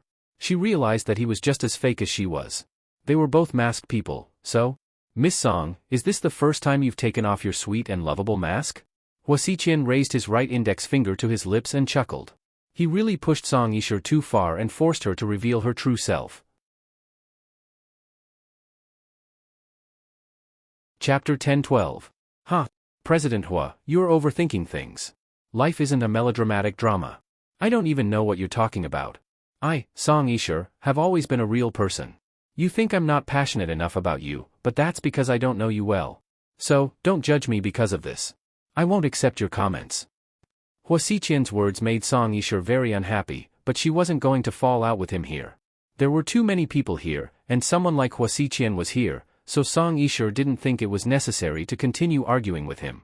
Her opponent was Huamin, not Hua Xiqian. Okay, if you want to keep wearing it, then okay. I'm really curious to see how long you can wear it. It'd be best if you don't take it off for the rest of your life. That would be perfect. After speaking, Huamin stretched lazily and walked away. Song Yishur looked at Hua Xiqian's back with an unpleasant expression. She suddenly felt that this man wasn't simple. He wasn't the happy-go-lucky person he appeared to be. Moreover, Hua Xiqian, an adopted son, was able to survive among the wolves, tigers, and leopards of the Hua Corporation and reach the top. Was that something a simple person could do? Song Yishur didn't know what the relationship between Hua Xiqian and Huamin was. She didn't know if Hua Xiqian really wanted to help Huamin, or if he was just doing this. Therefore, she didn't dare to act rashly. However, she was sure that she didn't take Hua Xiqian's warning to heart. Was Huamin very powerful? Was he smart? Was he easy to deal with? Haha. She really wanted to challenge him. Her life had been so smooth, she really wanted to take a detour. She wanted to see how long Huamin could resist. She also wanted to see if she was charming enough to make Qin Chu fall in love with her. That was the best proof of his charm. In fact, Song Yishur was a very narcissistic person. She had always thought that she was the most perfect woman. She was beautiful, had a good temperament, came from a good family, and had no dark history. No one could even find a black mark on her, so she immediately became one of the best in the domestic socialite circle. That night, Song Yishur posted a picture of Jesus and a cross. She said, "Thank you, Lord, for passing through this trial. I hope that everything will be fine in the future." Netizens' comments instantly flooded Song Yishur's Weibo. "Goddess, I support you." Song Goddess, you can do it. I've always liked you. Goddess, what wish has been fulfilled? Can you share it with us? Wow, Goddess, you also believe in Jesus. Sure enough, all cultured women are Christian believers. May the Lord bless you in everything. When can you post a selfie for us? Give us some benefits? We're going to beat that scumbag Huamin in an instant. The goddess is so beautiful, but she rarely posts selfies. It only means that she's beautiful, but her heart is even more beautiful. She's low-key and reliable. Song Yishur leaned against the headboard with her phone in her hand. As she read the comments on Weibo, the corners of her lips curled up slightly. She was very satisfied that these people were sucking up to her. She felt like this was how her life should be. Everyone was looking at her, and everyone was envious of her. Everyone knew that Song Yishur was living a good life. Inside a private mansion when Jiang Xiaowei saw this, she was about to explode in anger. "I'm so angry, there are so many shameless people in the world, why is she the worst?" Slightly, what's going on? Wei Liao was making milk for Jiang Xiaowei. He saw her throw her phone on the coffee table with a loud bang. It was obvious how angry she was. Bitch song. Jiang Xiaowei cursed in a flustered and exasperated manner. Slightly. Are you arguing with her again? Wei Liao asked worriedly. Ever since Jiang Xiaowei got pregnant, her temper seemed to have gotten worse. She would immediately explode whenever she encountered injustice. Even Qin Chu's mother had been scolded by her before. Tang Chuan once joked, "What is love? Everything has its vanquisher." Even someone as smart as Wei Liao could be conquered by Jiang Xiaowei and work for her without complaint. Chapter 10:13. Fight with her? Does she even have the right? I'm scared that she'll dirty me. I used to think that Huamin was too low-key. What about now? Wei Liao asked with a smile. Now, I think that Huamin was right to ignore her. She's a bitch. Just her mask disgusts me to death, and she still wants to pretend to be a goddess. Slightly, calm down, there are people like her in this world. The world is big and full of wonders, Wei Liao comforted her. No, I have to yell at her before I sleep. After speaking, Jiang Xiaowei left a comment on Song Yisher's Weibo using her sock puppet account, master of curbing all kinds of bitches. There's no such thing as a goddess in this world. Many people want to sleep with her, so she became a goddess? But I'm sorry, if I were a man, I wouldn't want to sleep with a woman like you. I'm afraid that when I wake up in the middle of the night, I'll see a different face. After all, not everyone can have two faces. I think you didn't learn how to draw in Italy, but how to draw skin. Jiang Xiaowei's classic comment made Song Yisher's fans furious, and they immediately attacked her. However, her Weibo banned comments, so those people couldn't yell at her in the comments. They could only at her. Song Yisher's face darkened when she saw the comments. This wasn't the first time that master of curbing all kinds of bitches had yelled at her. If it was the first time, she might have believed that this person was an anti-fan, but now, she felt like this person could be Huamin or Huamin's friend. So, Song Yisher directly sent a private message to Jiang Xiaowei's Weibo. Is it Huamin? Ha, you sure know how to flatter yourself. Do you think Huamin would pay attention to you? Jiang Xiaowei replied. Zhu Lingling? It seemed that she had also learned about Huamin's circle of friends. Looks like you know quite a lot of people. You must have investigated Huamin quite a bit. You really don't have good intentions. Jiang Xiaowei sneered. It's Miss Jiang, right? Oh, no. I should call you Mrs. Wei now. Song Yisher said. She could almost tell from her tone that this was Jiang Xiaowei, because Zhu Lingling's words were not so sharp, and she did not have such a high EQ. Only Jiang Xiaowei had such a sharp tongue. That day at the entrance of the operating room, Jiang Xiaowei had scolded everyone, and it wasn't like she hadn't seen it. Who is Jiang Xiaowei? Are you familiar with him? Jiang Xiaowei refused to admit it and directly retorted Song Yisher. Mrs. Wei, do we have a grudge? This doesn't seem to be the first time you've targeted me. Is there any meaning in opening a SMEF account to hack me? Do you have that much free time? I heard that you're getting married with a child, right? Since you're pregnant, you shouldn't go around slandering others. You should also accumulate good karma for the child in your stomach, okay? Song Yisher's words were sharp. She had never liked Jiang Xiaowei, perhaps because she was helping Huamin too much. Thanks to you, my child will definitely be fine. Why don't you worry about whether you'll be able to get married? If you ask me, once a woman gets older, she should walk the right path and find a good husband. Don't shamelessly stare at someone else's husband all day long. Don't you know that mistresses are the most disgusting creatures in the world? Jiang Xiaowei directly scolded her. Haha. I'm curious, what does what I do have to do with you? If I was staring at your husband, I could understand why you would say that. There's a saying, dogs shouldn't catch mice. That's meddling in other people's business. Plus, it's not good for you, right? Huamin won't be grateful to you, right? Why do you have to go against me? Song Yisher sneered as she typed. Song Yisher's words made it clear, I'm not seducing your husband, so why are you being so smug? Chapter 10:14. Jiang Xiaowei was furious when she heard this. She immediately yelled back, if you were eyeing my husband right now, do you think you'd still be able to show off here in one piece? Do you think I'd give you face? Huamin may not want to talk to you, but that doesn't mean he's afraid of you. I really have to hand it to you for being so thick-skinned as to get involved with him. Actually, calling you a mistress is already a compliment to you, because only a woman who's been acknowledged by a man can be called a mistress. To Qin Chu, you're probably just a passerby. So sometimes I feel sorry for you. You're the legendary type of person who asks someone to sleep with her, but the other party refuses. It's a pity for your face? TSK. All these years, very few people could win against Jiang Xiaowei when it came to insults. She was practically invincible. Moreover, she was especially good at reading people's minds. She would directly say things that would break people's minds. Wei Liao once said that one day, he should let Jiang Xiaowei and Huamin have a verbal duel. Perhaps the only person in the world who could suppress Jiang Xiaowei was Huamin. As expected, Song Yishe was angered by Jiang Xiaowei's words. She angrily blacklisted her. Then, she stopped private messaging her. Jiang Xiaowei was proud of herself. After a round of battle, she made Song Yishe run away at the last minute. She ran away so easily? Humph, I have more tricks that will make you feel even worse. Aren't you just a scheming bitch? I'm even more ruthless than you. Jiang Xiaowei immediately logged onto her main Weibo account. It was a verified account with a verified ID. Her verified username was slightly smiling, and her profile was Jiang Xiaowei, a well-known psychologist in the country and a special commissioner of the Public Security Bureau. Jiang Xiaowei also had hundreds of thousands of followers, and she would occasionally update her Weibo. She wrote a paragraph on her Weibo, "I'm so happy today to be good friends with Song Goddess. She's a really nice person, just like her." Then, she at Song Yishe. Many fans began to comment below, and it was extremely lively. Song Yishe's phone exploded as well. Fans who didn't know what was going on left comments under Song Yishe's account. Sure, you know Xiaowei? Wow, that's great. Goddesses are indeed best friends. Song Goddess, you even know Dr. Jiang? I'm so envious. You're both top students. I love both of you. Song Yishe had just been scolded by Jiang Xiaowei, so she was still angry. She was still angry when she was called out by Jiang Xiaowei's main account.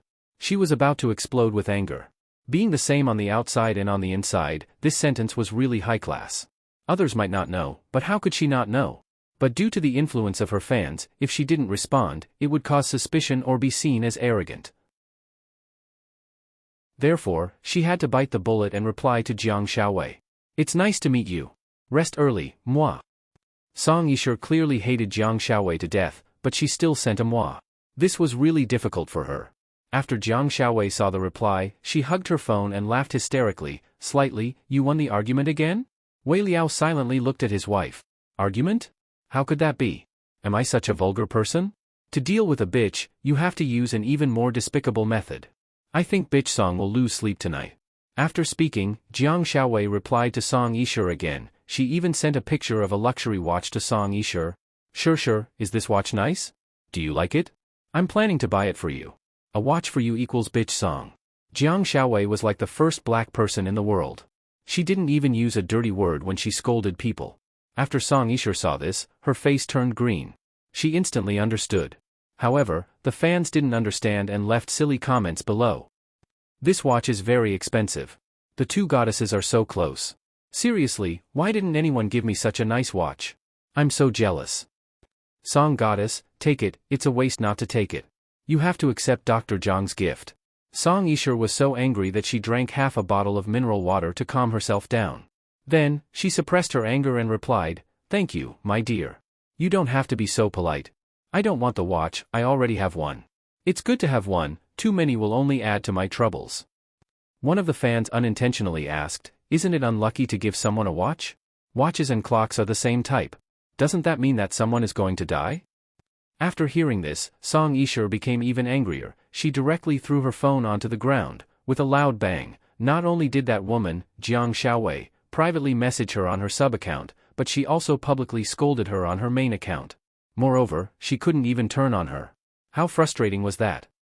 Oh, my baby, what happened? Lady Song was scared out of her wits when she saw her daughter throw her phone on the ground.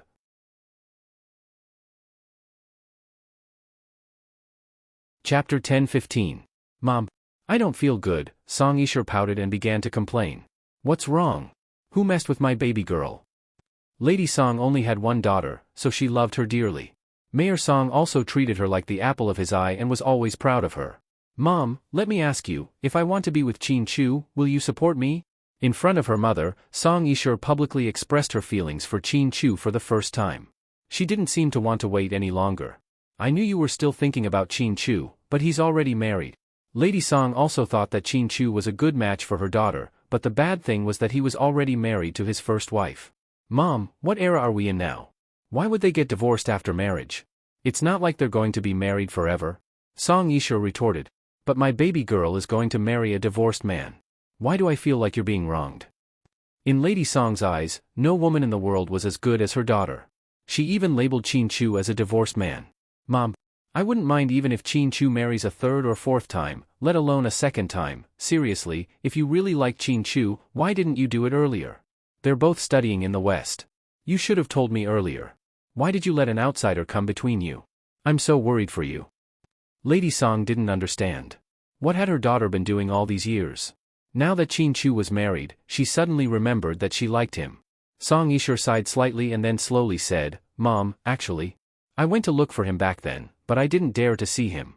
You don't know how cold and scary he was. My friends in the States all said that Qin Chu was a cold-blooded monster. He didn't talk to any of his classmates in the States and was always alone. What about now? It's fine now? Mrs. Song asked in confusion. Yes, I thought I didn't care anymore, but now that I see him being so gentle to Huamin, I feel very uncomfortable. I know I'm still not reconciled. I was too confident in the past.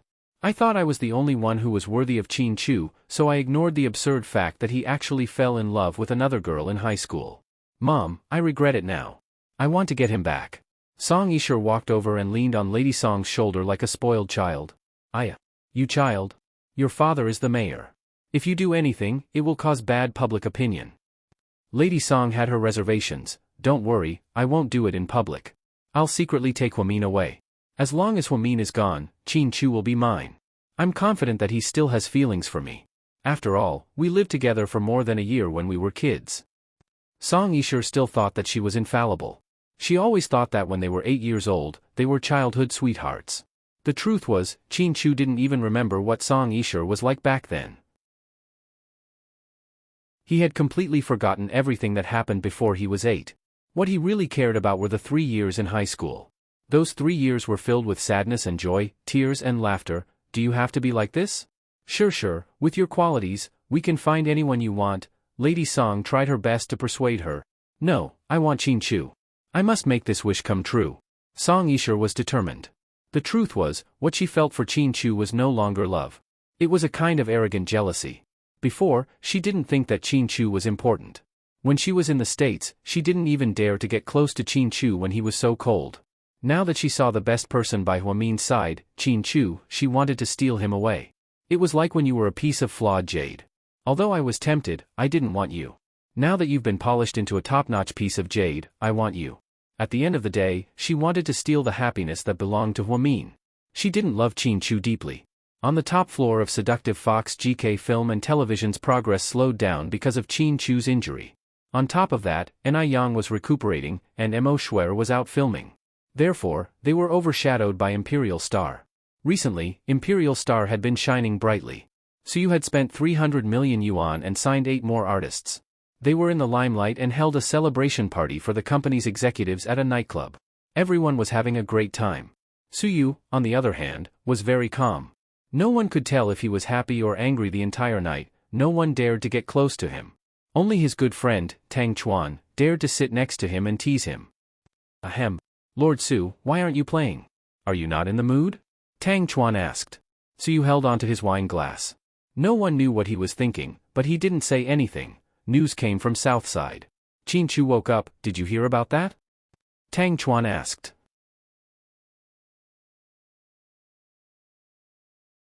Chapter 10:16. Isn't that a good thing? Su wasn't surprised, and his tone was indifferent. It's not a good thing for you, right? As long as it's a good thing for Huamin, Su replied calmly. Lord Su, be honest, this time, did you ever think that Qin Chu would never wake up? Tang Chuan was actually very curious about Suyu's current state of mind. After this experience, Suyu seemed to have matured. His temper was becoming more and more restrained, and his fiery temper was almost gone. This was magical, and it was all thanks to Huamin. Her appearance completely changed Suyu. Are you going to be honest? Suyu licked his lips and asked. Of course, we've been buddies for so many years. Just tell me the truth today, and I won't tell anyone anyway.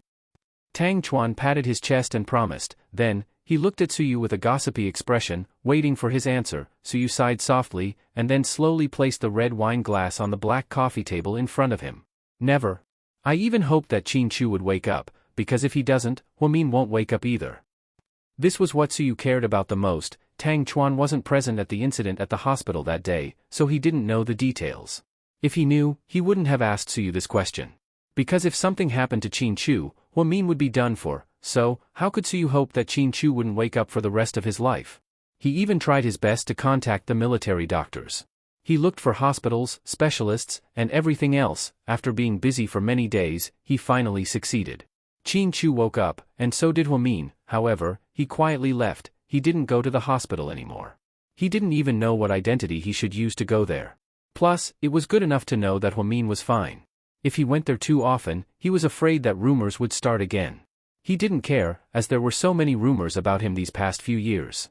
However, he couldn't ignore Huamin. Her reputation at Southside and in society, he couldn't ignore it. He didn't want to hurt Huamin, he only wanted to see her smile, even if it wasn't for him. Fuck. You're so great. Young Master Su, please accept my kneel. Tang Chuan pretended to kneel. Suyu smiled. He knew that he wanted to be funny. Aya, Old Wei is so obsessed with the opposite sex. Dr. Jiang is too scary. We rarely hang out with him. Speaking of which, I'm looking forward to their wedding on New Year's Day. Oh right, you're the best man, right? You're the groomsman's tea? Tang Chuan continued to gossip. That's still a long way off, I haven't even thought about it. Suyu smiled. Just then, Jian Tong walked over, wearing a long black dress with a deep V and a white mink cloak. She looked elegant and graceful. President Su, upon seeing this, Tang Chuan immediately left. Suyu nodded. Why aren't you drinking? Not in the mood? Jian Tong asked. No, I'm just a little sleepy. Do you want to come to my place tonight? Jian Tong asked. Suyu was silent, thinking about how to answer. Jian Tong continued. My place is newly renovated. One of the rooms is decorated in the style of your old mansion. If you don't want to go back to the old mansion, you can come to my place. You can sleep upstairs, and I'll sleep downstairs. Or, if you're afraid of being photographed by the media, you can sleep in that room, and I'll go to my other apartment. Jian Tong was smart. She didn't make it too obvious. It was just a subtle invitation to Suyu. Suyu glanced at her and replied nonchalantly, It's okay, I've been enjoying going back to the old mansion, I'm used to it. Oh. Jian Tong looked slightly disappointed. Suyu had been abstinent for a long time, and he didn't touch any women. This made Imperial Star want to be with him. Jian Tong was so outstanding, but Suyu never touched her. Everyone began to suspect President Su's sexual orientation. Suyu didn't care about the rumors. After leaving Seductive Fox at 2 in the morning, he sped all the way home. He wanted to go home, but somehow, he ended up at Southside. He raised his head and looked at the VIP room on the top floor. He suddenly wanted to go up and see her. Young Master Su, you're here to see Dr. Hua again. Huamin's assistant already knew that Suyu and Huamin were friends, so he didn't think much of it and greeted him with a smile. Is she asleep? Suyu asked softly. You're tuning into the Dreamy Chapters YouTube channel. We're so grateful for your support, and don't forget to subscribe to join us on this incredible journey through captivating stories. Your generosity through donations truly makes a world of difference, as it's the primary source of revenue that allows me to expand and enhance this channel for you. Thank you from the bottom of my heart for being a part of this adventure.